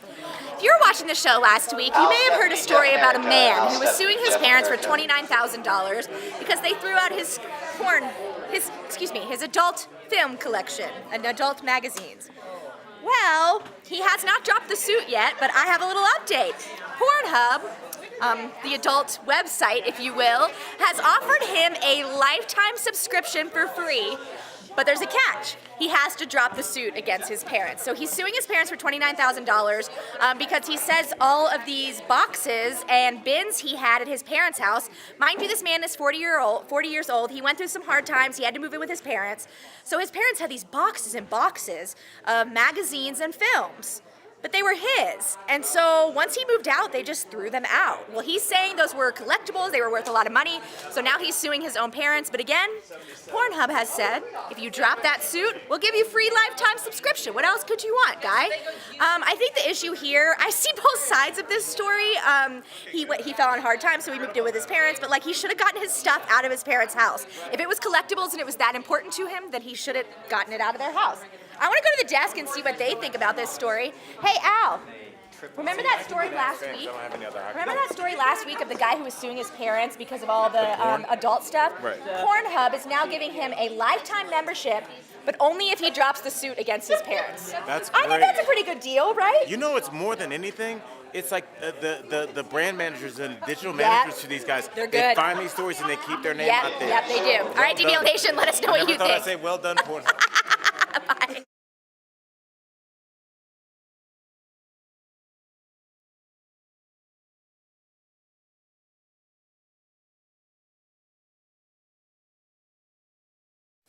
This is Daily Blast Live. We're talking about what you're talking about. Because everyone's talking about this. Always live, always real, always unpredictable. You are totally off base here. Log on and join our live conversation. You think this hair just naturally stays like this? DBL starts right now. 3, 2, Welcome to Daily Blast Live. It's Monday, April 22nd. We're live, and we're talking about what you're talking about right now. And right now, I'm here with Erica, Steffi, and Al. Tori is out on assignment. Let's get to it, guys, because we are learning new details about the deadly Easter attacks in Sri Lanka yesterday. Security forces are on high alert today after a minivan exploded near the site of one of yesterday's bombings. The official death toll in the bombings has risen to 290, with another 500 wounded. Several churches and hotels were targeted by suicide bombers, and we're also learning that authorities had been warned about a terrorist plot 2 weeks ago. 24 people have been arrested in connection with the attacks, and among those killed was this 40-year-old Denver man. We are live in Denver right now, Dieter Kowalski, who was traveling for work and staying at one of the hotels that was targeted.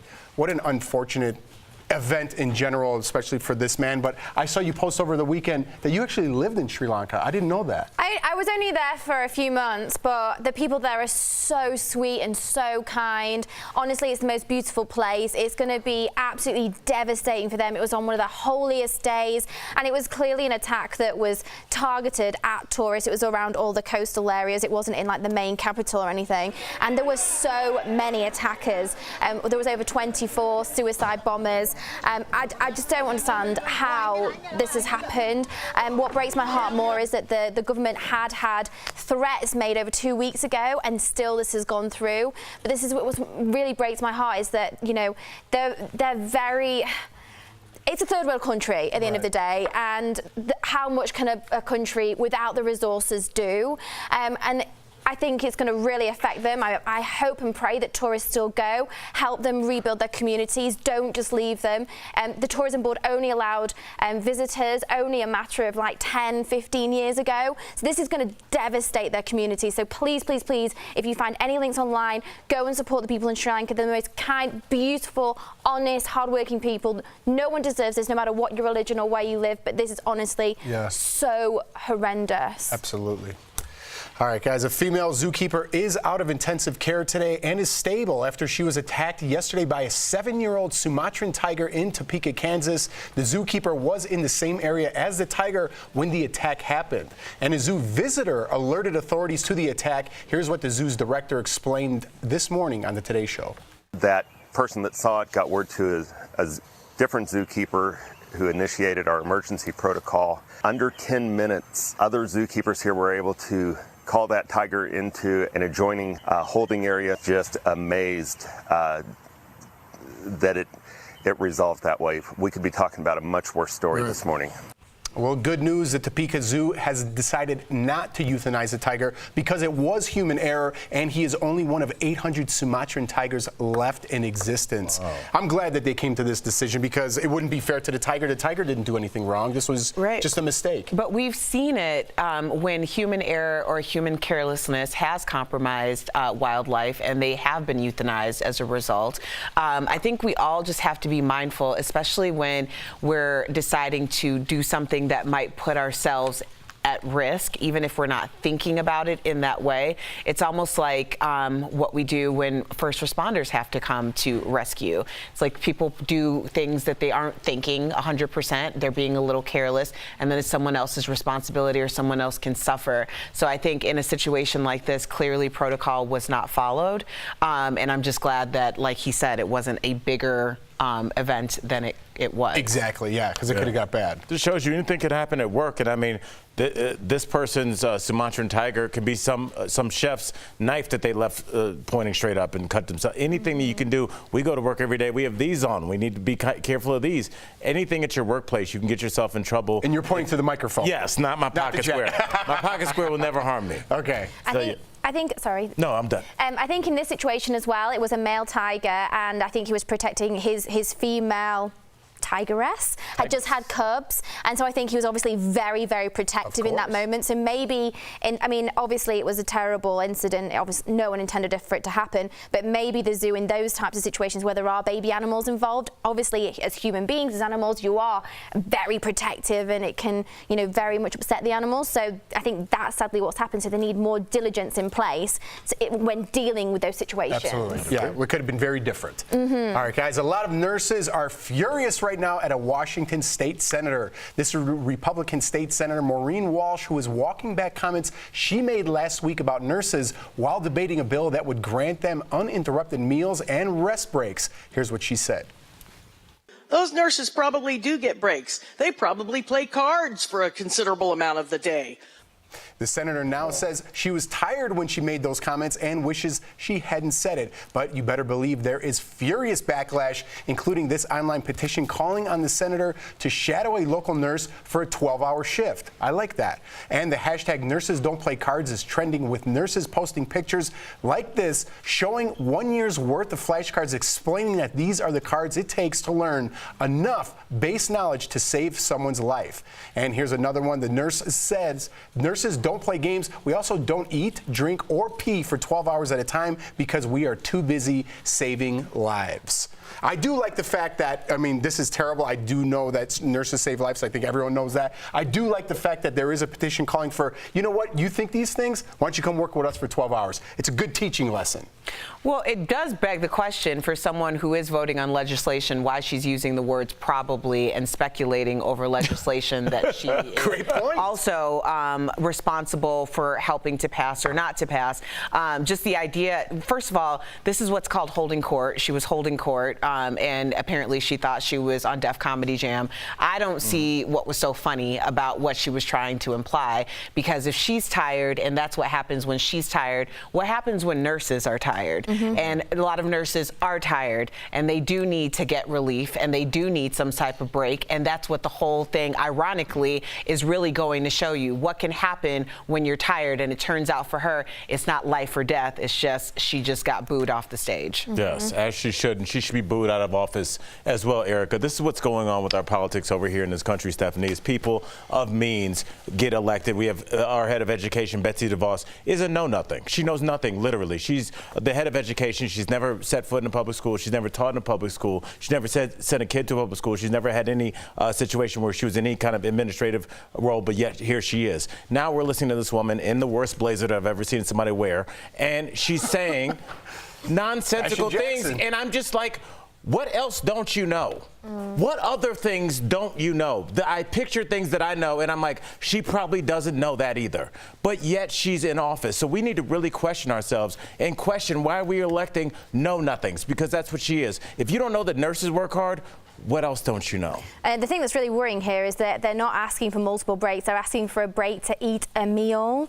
It's go to the restroom. Go to the restroom. Right. They don't get a chance to do that. These are people that in your darkest hours, when you're on your deathbed, where no one else can help you, are saving your life. If we have a bad day at work, let's be real, we're making a TV show. No one's going to die. You might be a bit annoyed by something. You're going to go home and life goes on.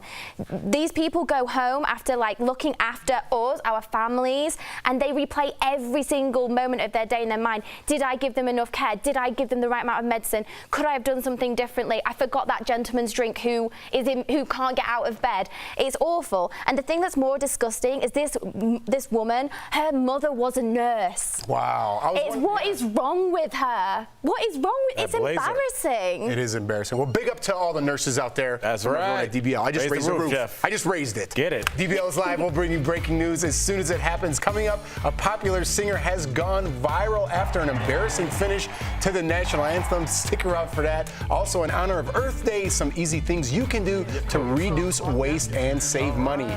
And you, the viewer, are the fifth host. The majority of parents and teachers want kids to learn about climate change. What do you think? Should climate change be taught in schools? We share your comments live next. Avengers take over the world, and DBL wants you to get in on the action. Just watch DBL every day for the word of the day. Then on April 25th, one lucky winner will be taking home an Avengers Endgame prize pack. The more words, the more chances to win. It's in her benefit to let me catch everybody else. Recycles. All right, what's up, guys? We are continuing the conversation with that senator that made those outlandish comments about the nurses not working hard. Obviously, I try and be pretty judicious in my comments when somebody says something that I feel is silly. I think what really bothered me, Steph, is that she didn't just apologize. She said that she was tired. Yeah, What do you make of that? I think that's the most pathetic apology I've ever heard in my life. I mean, she's just stood giving a speech or talking to people. Imagine if you're a nurse and you're tired and someone's life is dependent in your hands in that minute.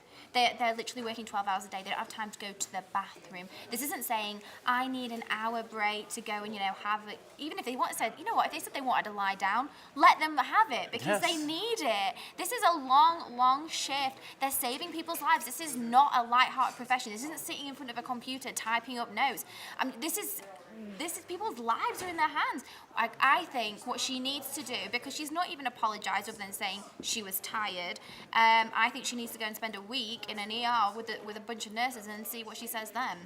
Yeah, it's just weird that we've just completely redefined what hard work is. Like you see people and they go, Kylie Jenner is the hardest working woman in show business. No one's saying that she doesn't work hard, but I feel like that is now considered what's considered grinding and hustling. It's not literally having to make a life or death call, C-section or vaginal birth. Make that call, then turn around.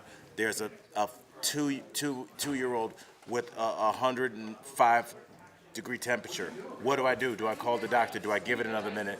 Then go somewhere else. There's a kid that's broken his arm, but it's on the growth plate. So will this cause the arm to be stunted in growth? Do we go to surgery? All these things. Multiple That's patients. not considered hard work, but somebody going, buy my new product. They're like, wow, this girl's really on it.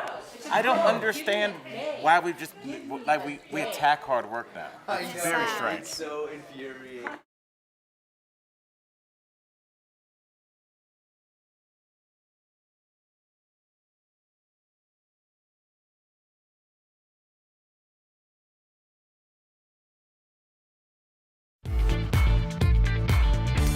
Welcome back to DBL. It's time for Fifth Host, and we talk about what you're talking about. Today is Earth Day, and a new poll is out showing that most parents want their kids to learn about climate change at school. The poll is from NPR, and more than 80% of parents, regardless of their political point of view, say teachers should be addressing climate change, and almost 90% of teachers agree. But in reality, only about half actually teach it. So DBL Nation, what do you think? Should climate change be taught in schools? Let's get right to your comments. Well, Brett on Facebook says, this feels obvious. How do we expect our children to save the planet if we don't educate them on the issue? Brett, I agree with you. I think that ignorance on any issue is never a great thing. I think that the idea is that we address climate change. Maybe if we keep saying we address climate change, then it doesn't feel so bipartisan or feel as though one side or the other. I think that ultimately when we're in schools right now, we talk about how we were taught in terms of curriculum. A lot of it was very antiquated. We need to get up to date with what's happening in our world and our planet. All right. Nancy on Facebook says parents should be allowed to opt their kids out of learning this stuff. I personally don't mind my kids being exposed to it, but parents should have a say in what their kids learn. Nancy, I never use this phrase, but I think that's a little bit of a slippery slope. When you start deciding what your kids can and can't learn, that means that you're just deciding based on what you were allowed to learn or not learn. So I think we should trust our education system. We should trust the experts, in this case the scientists, and let them teach our kids. What's the worst that could happen? Alex emailed us in saying the rise in temperatures scientists predicted isn't happening. We're all being terrorized by scientists' faulty predictions, not actual science. That makes literally no sense. Schools should be a fake news-free zone. All right, Donald Trump, pipe down. Wow. I just think that's absolutely crazy. So scientists are giving us fake news. Was it scientists giving us fake news when probably you've been ill at some point in your life and needed medication to save your life? Was it people that had actually knowledge that taught you when you were younger at school? No, these are people that are very skilled, highly professional people that spend their lives dedicated to these subjects. Why is it that our polar ice caps are completely melting? Can you explain that? Why is it that we've got a hole in our ozone that's causing our oceans to flood and give tsunamis across different countries across the world? Like, literally, your ignorance actually infuriates me. I'm really sorry, but I think you need to I don't even know what to say to you. I'm sorry. I just find it bizarre. I get the frustration. And yeah, that kind of stopped you there. But to be honest, I don't know everything there is to know about global warming. I don't think anyone does. No, we don't. I don't know why global warming comes down to a political party. That's insane to me. Yes. How politics because it comes down to money. Because it comes down to money. That's why. Watch documentaries. Educate yourself a little bit. And why not have it in schools so everyone could be a little bit more informed? I don't understand. We're not talking about, we get comments like this all the time about sexual education or religion, which obviously is a very personal topic to your individual beliefs and how you want your children to be raised. This is an actual issue with our planet that affects every single person. And guess what? It's your children who are going to be the ones suffering and dealing with tornadoes and crazy weather and having to be a refugee in their own country because there's nowhere to go. So continue onwards with that. Good luck. Got stuff fired up, and that's what we do Fifth Host for, specifically for that. Sorry. Don't apologize. We have an update on Britney Spears' health. Let's get over to Raquel Villanueva. She has news at the moment. That's right, Jeff. Britney Spears has made her first public outing since announcing she was in a mental health facility. She spent Easter with her boyfriend, Sam Asghari, going out in Los Angeles, and Britney checked into the facility last month after having a hard time dealing with her dad's illness. It was her dad, Jamie, who helped her when she faced some serious mental health issues in the past and helped revive her career. Now, the break was only for a day, and she's still receiving treatment. Thank you so much, Raquel. All right, guys, coming up, a single mom gets her life back on track with help from an amazing strangers. You'll be inspired. Also, our own Stephanie Jones, who's fired up right now, shows us why so many people are turning to organic products at the makeup counter. That's next.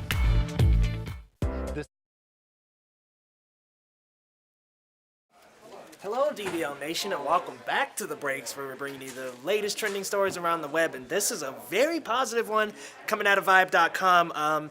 T.I. joined New Birth Missionary Baptist Church this weekend on Easter to bail out 23 nonviolent offenders from jail. Now, all of these people were locked up for first-time or nonviolent offenses, and they started this program back on Lent to help them get out. Now, they did bail out, like I said, it was 7 women and 16 men that were locked up for first-time or nonviolent offenses, so they did help bail those people out. But not just that, the bailout program also entails mentorship. Now, right after the people get out of jail for their first-time offenses or nonviolent offenses, they need a little bit of help getting back on their feet, and this is exactly what the bailout program does. They raised up to over $40,000. I believe the figure was actually almost close to $100,000. They raised that many funds to bail these people out and get them in a mentorship program where week to week a mentor is working with them to integrate them back into society, to get them back up on their feet and help them with what they're doing. You know, they bailed it, like I said, T.I. bailed them out, and this mentorship program is going to set them right back on course, which is a nice positive to hear from Easter, because we did hear about the Sri Lanka attacks. Very, very sad, very upsetting. Our hearts go out to you guys out there, but write us in, DBL Nation, let us know what you think about this story, and we'll see you next break.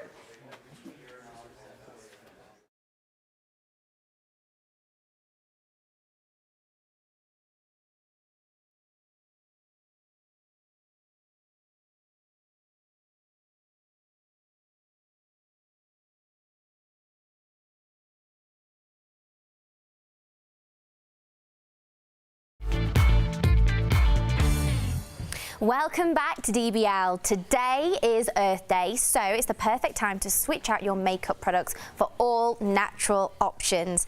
I went to Vert's Beauty here in Denver to learn all about why so many celebrities are going organic when it comes to their beauty.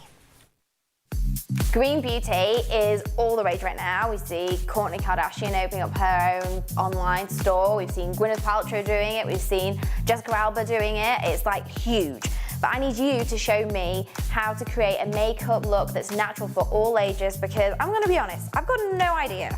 Well, let's get started. So Ilia is a makeup line that I use quite often. It has a variety of products, and their True Skin Serum Primer is really great for any aging concerns. It helps with redness, hyperpigmentation, plumping the lines and wrinkles. Okay. And then did a little bit of the Ilia Serum Foundation, which also has anti-aging properties in it. After I do foundation, our Bare Beauty Concealer Pencil. Okay. So this is a multitasking product, and it has nice moisturizing oils in it. It has shea butter in it, mango seed oil, meadow foam seed oil, which are all great anti-aging properties. One thing that people say online or I've read or heard is that the natural beauty products don't stay on as long. I think is that because people just don't know about them? There's still a similar option out there in a cleaner version. Okay, so what's happening now? So I'm gonna use more of a vanilla shadow on top of that concealer. It has a little bit of sheen to it. There are certain points. No one loves a glitter granny. Right. So natural doesn't always mean, sandals and candles, or it's not all granola, Yeah. It's still beautiful, it's still long wearing, it's still natural as well. And then this mascara is Kir Weiss mascara, which is a nice lengthening and separating mascara. Right. And also the cool thing about Kir Weiss's products, everything's silver you keep, so it's a very sustainable product line, and then you just buy the refills after. So it's beautiful packaging. Really cool. Plus it's sustainable. And I mean, you look amazing. She looks amazing.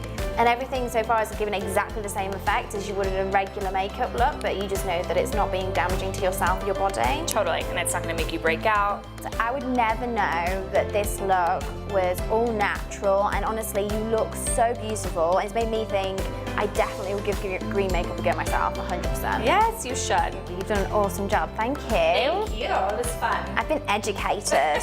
I've been to school today. Coming up, it's a royal Easter gathering, but I'm going to tell you what's very wrong with this picture. Plus, how one man's generosity helped turn around a single mum's life. That's today's Heart Threads, which is coming up next. The Avengers. Today is Stark. Yeah. All right, so we're live. All right, so Steph was fired up, but she doesn't get fired up that easily. I think it's just because we've been doing this. I've been on a lot About of global warming, we're going to talk about in case you just I joined. did a few. So we have, depending on where you are in the US, our show goes out at different times. So we have 2 shows in the morning and a show before this, and this is kind of like in the middle. And we've discussed it quite a lot throughout all those shows. And I've just had a few comments throughout that time and read them that just kind of really upset me and surprised me. So I think it just it annoyed me. Should we put in the Minnie Mouse pants story? I'm sorry if I offended anyone. It's just like it's something I feel very strongly about, that when people say that scientists are making fake news, I just find that so incredibly disrespectful to people that have studied for years and years and years at school and college and dedicate their lives to try and help and save not only us but our planet too, which is our home. Okay, cool. I don't. All you have to do. I mean, obviously, I am not a scientist. I'm not an expert. I have no idea on the exact facts on what is and isn't happening with our planet. But what do we do? What we do know is there is an ozone layer that we have burned a physical hole through, and it's taken us over 20 years to try and reduce that. Our ice caps are melting. All you have to do is watch documentaries like Our Planet and see how polar bears are literally half the size that they were because their environments aren't providing them with enough food. Different types of species of walrus are actually going into extinction because of how hot the planet is, and they're falling off. They're having to climb up cliff edges to try and get to food, which before would have been covered in ice, and they're all falling to literally their deaths. It's like mass death every day, and the whole species is about to become extinct. It's just, what are you talking about? Which animal? Walruses. Walruses. Did you watch a documentary recently? Yeah. I know, I watched those too. It's really sad, and I just think, I think there's no. Let's just say that the whole global warming issue turns out to be, for whatever reason, it was at all a big, huge lie or a misunderstanding, or we got the numbers wrong, whatever. You know what? It doesn't harm to do recycling. It doesn't harm to be a bit more thoughtful about what products you use. It doesn't harm to use reusable containers rather than constant plastic. plastic. In the UK, with our recycling, if you don't recycle, you actually are fined every single week. So they check your bins. They have different collection days for different. So we have a day for glass, we have a day for cardboard and paper, and then we have a day for general rubbish. And if you don't have your items out, you actually get charged if they find it in your general waste. Also, when you go to a supermarket, we don't have, plastic carrier bags. You're charged, it's 5p, which I think, let's say that's probably about 8 to 10 cents in America, every single bag you use. And it's to try and get people to use reusable bags, like canvas bags. All you have to do is look at our oceans, look at our animals that are getting killed, whales that are being found washed up on shores with their stomachs full of plastic. We are doing that to our planet. We are doing that to the animals. We're wiping species out. I think we really just need to be more considerate about that. Because it's our children at the end of the day that are going to be the ones left suffering the consequences. I mean, look at the weather here in Denver and Colorado. 1 minute it's sunny, 1 minute it's snowing. The next minute we're having snow blizzards. And when you talk to people that are actually from Colorado and have been here for many years, they said that never used to happen. So obviously something's happening in the environment to cause that, and we need to work out what it is and make a change. I brought a water bottle.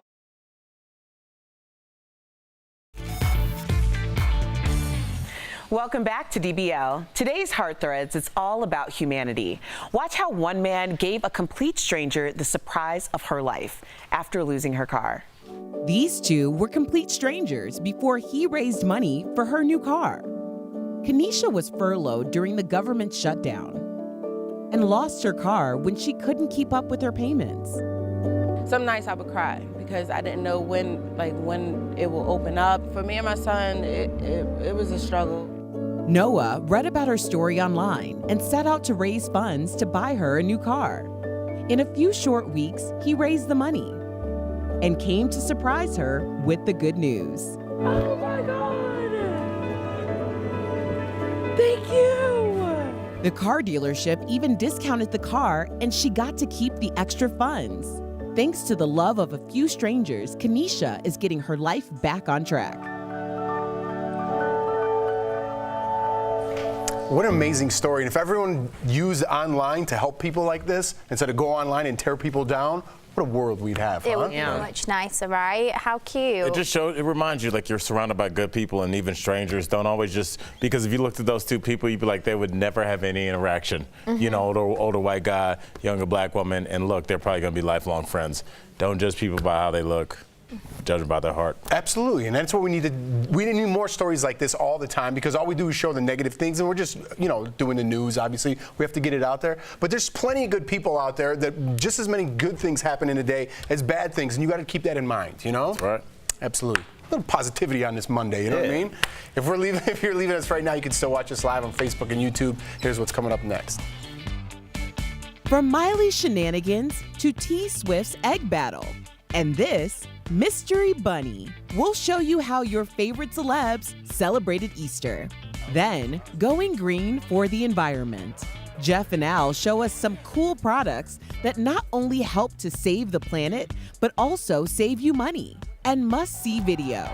We'll tell you who took a tumble on the ice right after belting out the national anthem, when DBL comes back.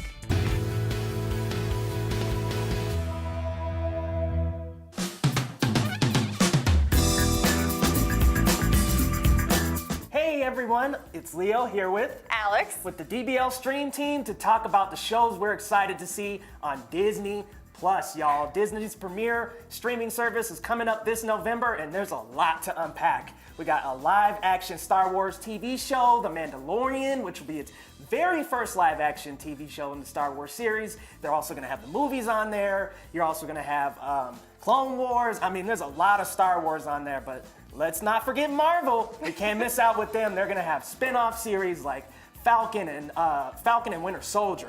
Huge one. Mm-hmm. And Loki is also getting his own series, so he's up to something as well. We're also getting all 30 seasons of The Simpsons exclusively on Disney Plus. I mean, this is a lot of content to unpack, Alex.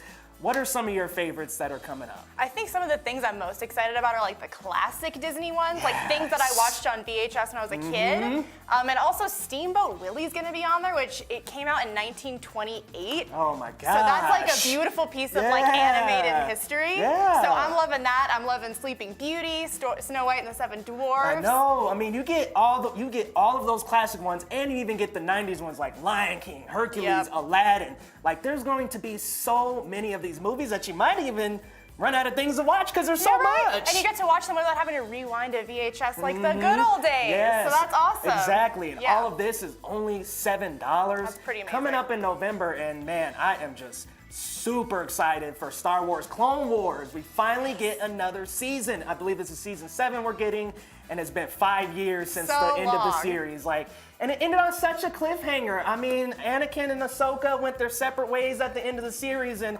yeah, that seems like a good tie-in to Star Wars Episode 3, but come on, we have a lot more ground to cover in this. This is Daily Blast Live. We're talking about what you're talking about. Because everyone's talking about this. Always live, always real, always unpredictable. You are totally off base here. Log on and join our live conversation. You think this hair just naturally stays like this? DBL starts right now. 3, 2. Welcome to Daily Blast Live. We're live and we're talking about what you're talking about right now. Let's get to it, guys, because celebrities, they're just like us, right, Steph? No. Yeah, they are. That's right. They celebrate Easter, too. Singer Miley Cyrus posted this racy throwback pic yesterday. Yes, he has risen. In honor of the day. Exactly. Let's celebrate. Leanne Rimes shared this family photo with the caption, "Our awkward family Easter." There she is with her husband, Eddie Cibrian, and his ex-wife, Brandy Glanville, and their 2 kids. And if you didn't know, Eddie cheated on Brandy with Leanne Rimes. Yeah, and she cheated on her husband with him to get with him. Does that make sense? It's very messy. Singer Taylor Swift celebrated with this holy day too with an Easter egg battle. We're not exactly sure how this game works or what she's doing there. And check out John Legend. He went full Easter, putting on an Easter bunny costume for their kids. I bet you it wasn't for their kids. I bet you Chrissy Teigen made him put it on so she could put it on her Instagram.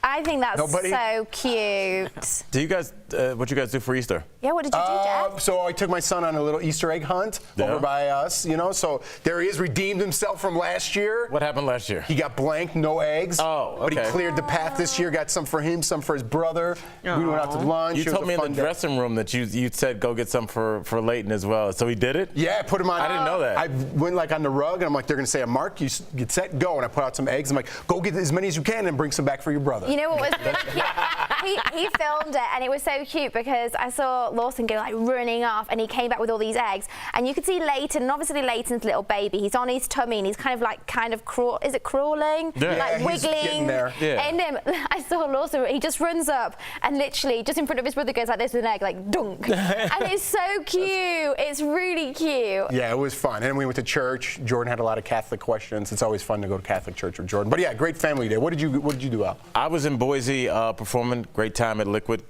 Club. Liquid had a great time, guys. And so my kids did the Easter thing in California. I think we have a picture of that's just baby Ford, and that's Elijah on the who's not the tall one. Not such a baby anymore. No, that's very weird. That's him and El Segundo. They are so dapper. Look at them. Cleaned up. That's how you do it on a Sunday. Did you celebrate stuff? I know your family's in England. My family's in England. I was working. What?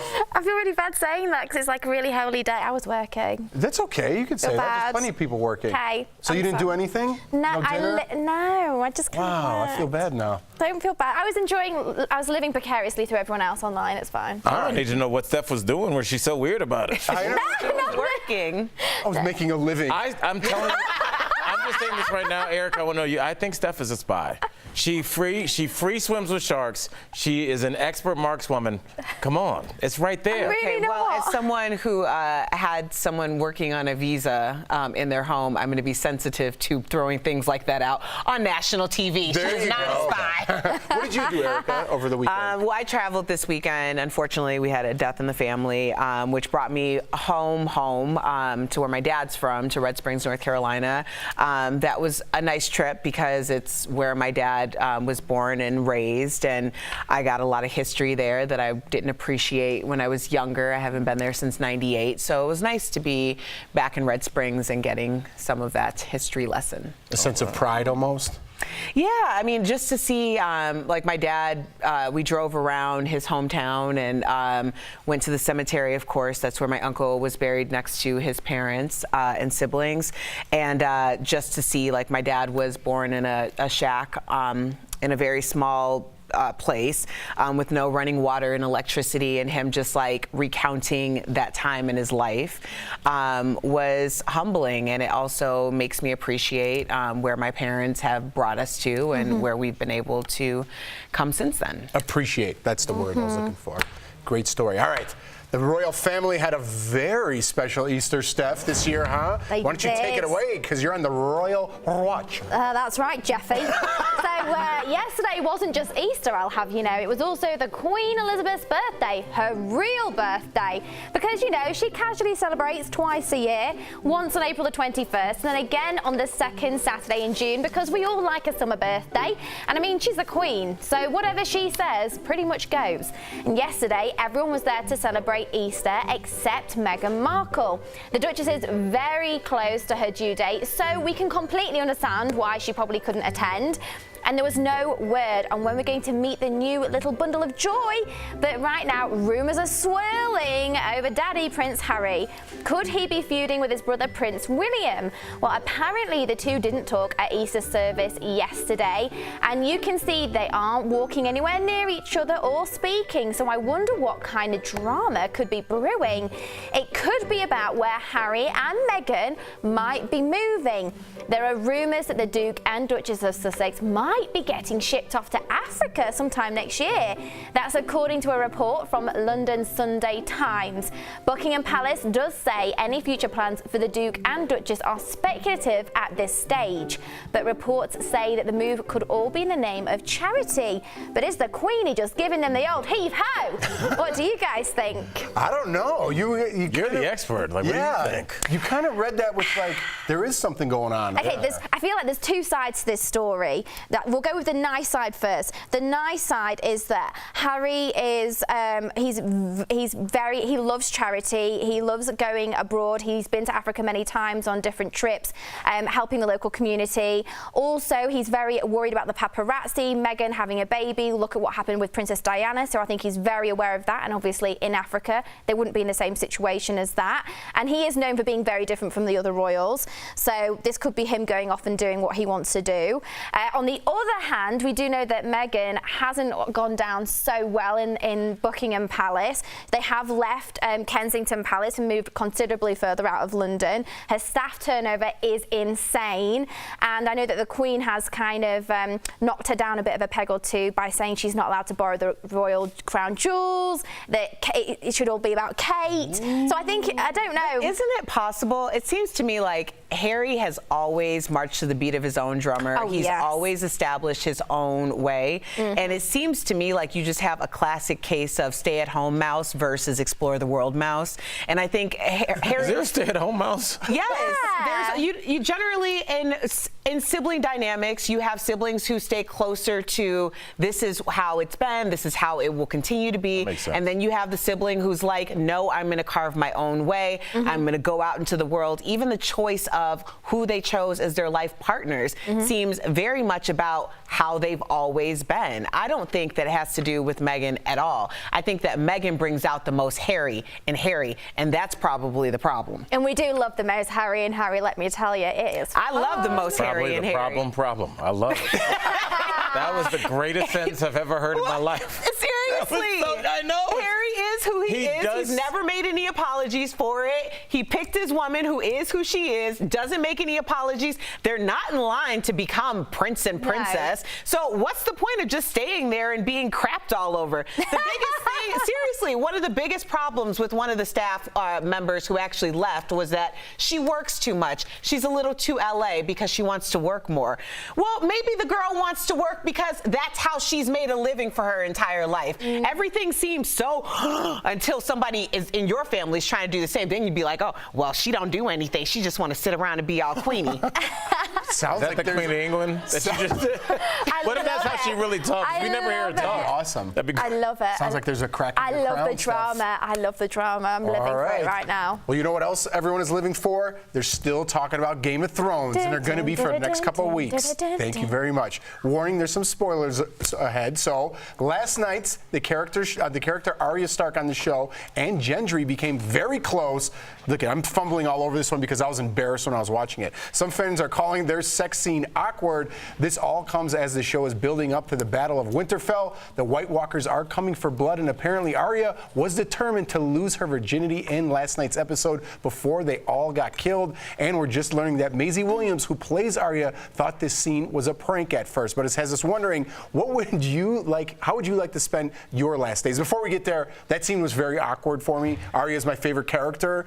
I saw her since she was a little girl, and I was like, I can't watch. Thank you. I'm glad that you said that because I did watch a couple scenes from earlier episodes during a Game of Thrones party, and I kept asking the same questions like, didn't they say she was 13? Wait, are they? Like, there just was a whole bunch of things that I was really uncomfortable and a little triggered by. So I'm glad that I'm not the crazy person here. I love that because I've said it since forever. I mean, even since we were kind of talking about Britney a while ago, like with our first video where she was like there's always that like Catholic schoolgirl look that people go for with the pigtails and the pleated skirt. I'm like, I'm not into that. I don't like anything that reminds me of a child. Right. Especially since I taught middle school, there's like this thing where that's supposed to be sexy. All right, fellas, she's a naughty schoolgirl. I'm like, that's gross. Like, well, that's very strange to me. So I feel you on that. I felt a little weird. But what would your perfect day be? Your last day?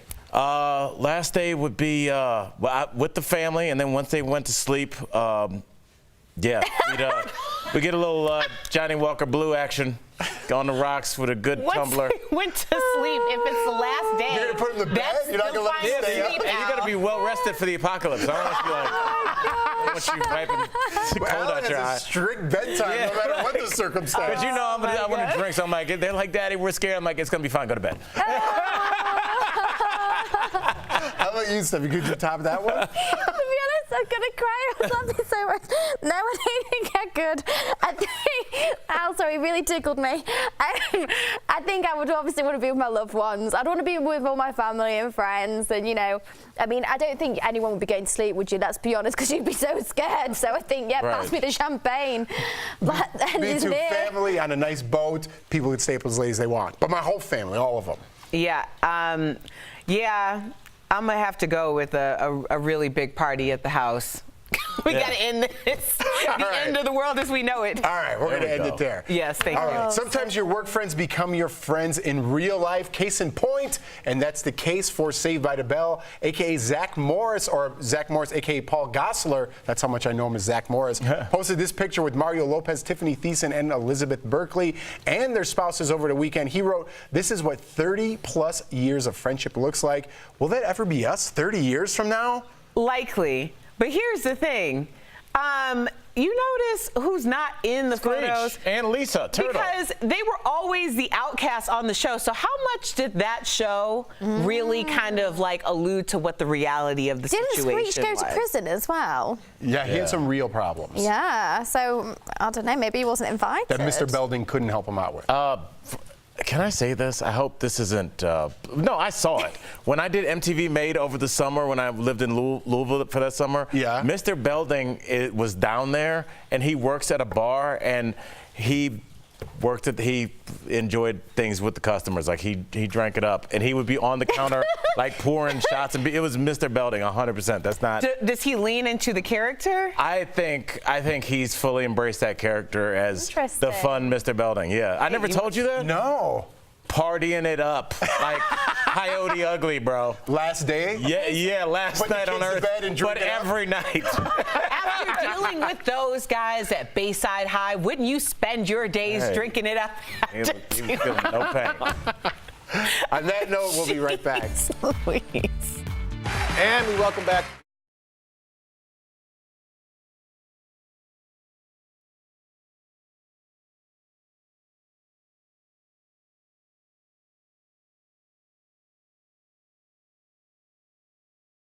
Yeah, there was a party area down in Louisville called 4th or 5th Street Live.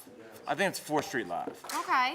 And it's just like one of those things where, and you guys might have it in your hometown. They were kind of, there's one in Kansas City. There's a place called the Power and Light District. They're kind of these places that kind of cropped up where they're just like entertainment zones for adults, where there's like a string of bars, a couple dueling piano places, some place to eat. It's kind of like a do everything in one area kind of thing. Sometimes it'd be like a concert. And so it was one of those situations, and that's where the comedy club was.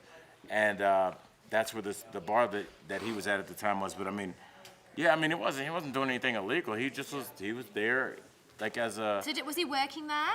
Yes, I don't know if he was like a celebrity bartender or maybe they hired him and people just came in because they knew he would be working on Thursdays and Fridays. But I mean, it was 100% him. I saw him multiple times. I was there for the whole summer. And yeah, he's embracing it. It's just like, I feel like that's not discussed. It's like some people, not that they don't want to grow up, but some people want to stay in the nightlife. Yeah. Some of us graduated. I was late graduating. I was a 5th year senior of the nightlife. I was hanging on till I looked like I was the accountant in the club. Then I was like, it's time to leave. I had a good time, Erica. When did you retire from the nightlife? Marriage? No. I mean, obviously you still go out, but I mean, like, not like clubs, though. Yeah, like when did you stop? I don't know. I think it's like it's a time and a place type thing. Yeah. But I know I was definitely. You probably do the club differently if you do go. I started doing it differently when people started coming up and like making me a destination. Yeah. That's when you have to do it differently. Yeah. That makes sense.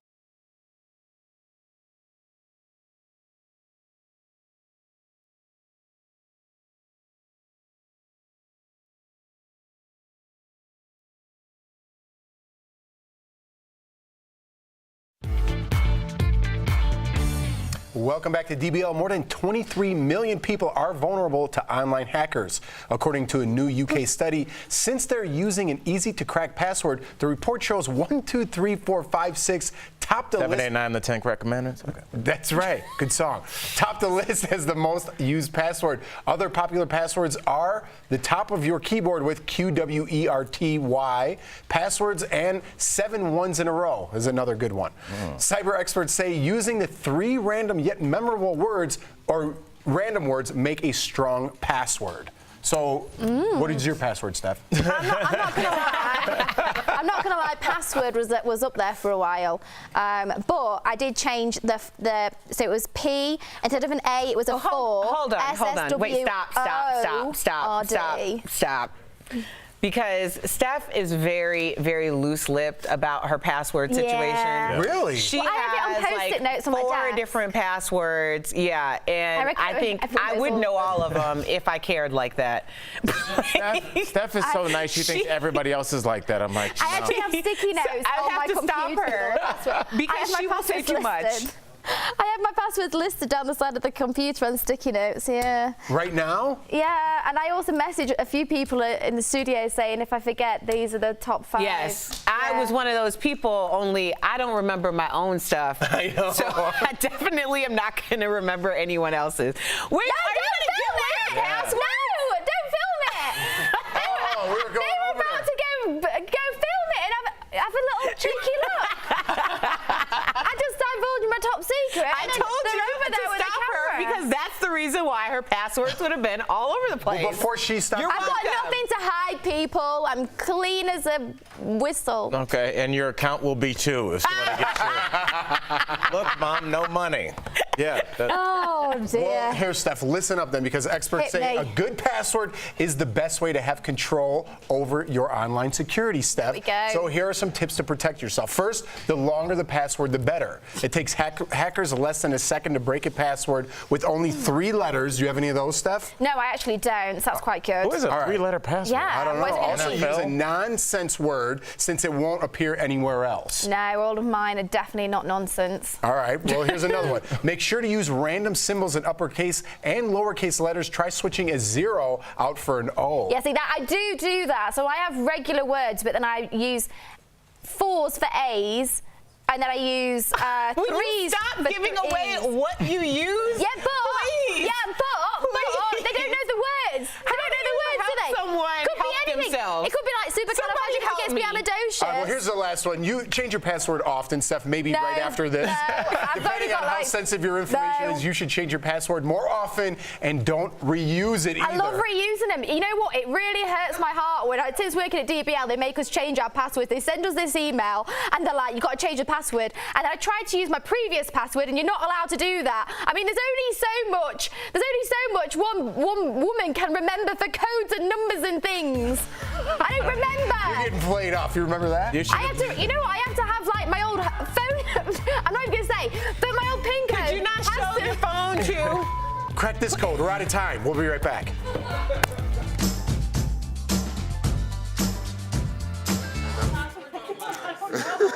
Hey DBL Nation, it's Chris.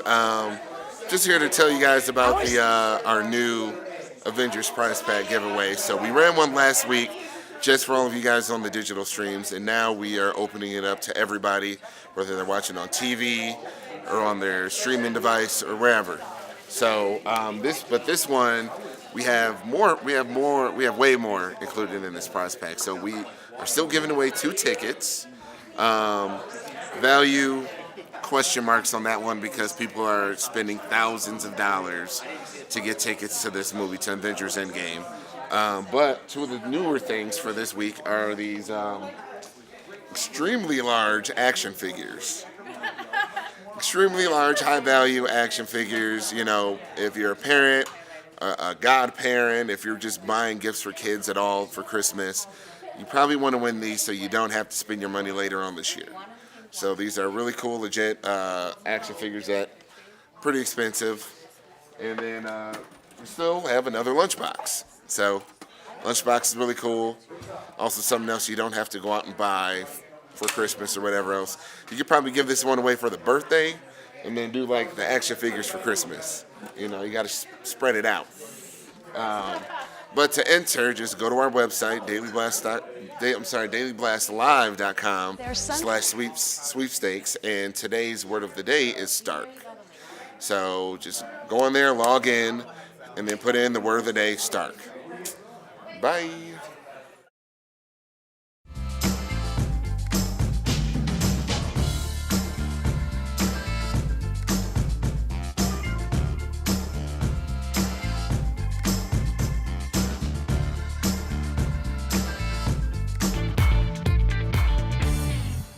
Welcome back to DBL. Today is Earth Day, and we're on a mission to create less waste, Jeff. That's right. So my wife Jordan and I are trying out reusable products. She gave me a list of green items that'll save us money, and Al helped me shop here, Of course I did. We hit up the Zero Market right here in Denver, and you won't believe what we found to help the environment.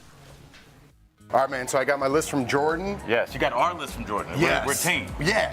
All right, so this is like perfect for like lunch. For like, this is an Al serving size. Yeah, there we go. 3 more of these and we're good to go. Put it in the basket. All right, thank you. Dude, here, this is another thing. Food wrap. We need 2 because I'm getting my own. You're going to try to steal mine. And they're cool designs, dude. This actually goes with some stuff on my desk. I'm trying to color coordinate. Doing a whole thing this season. So now we need toothpaste and toothbrush alternatives, which is right there, man. Right, literally right in front of us. Don't I forget. got the toothbrush. You and the missus, did you get yourself one? I think there's a couple in here. Okay, we got Unless that. it's just a giant box. Yes. Oh, Let's wow. get the So big it's a ones. whole Let's get the family. big ones. Okay. All right, and then we're gonna get, what do you like?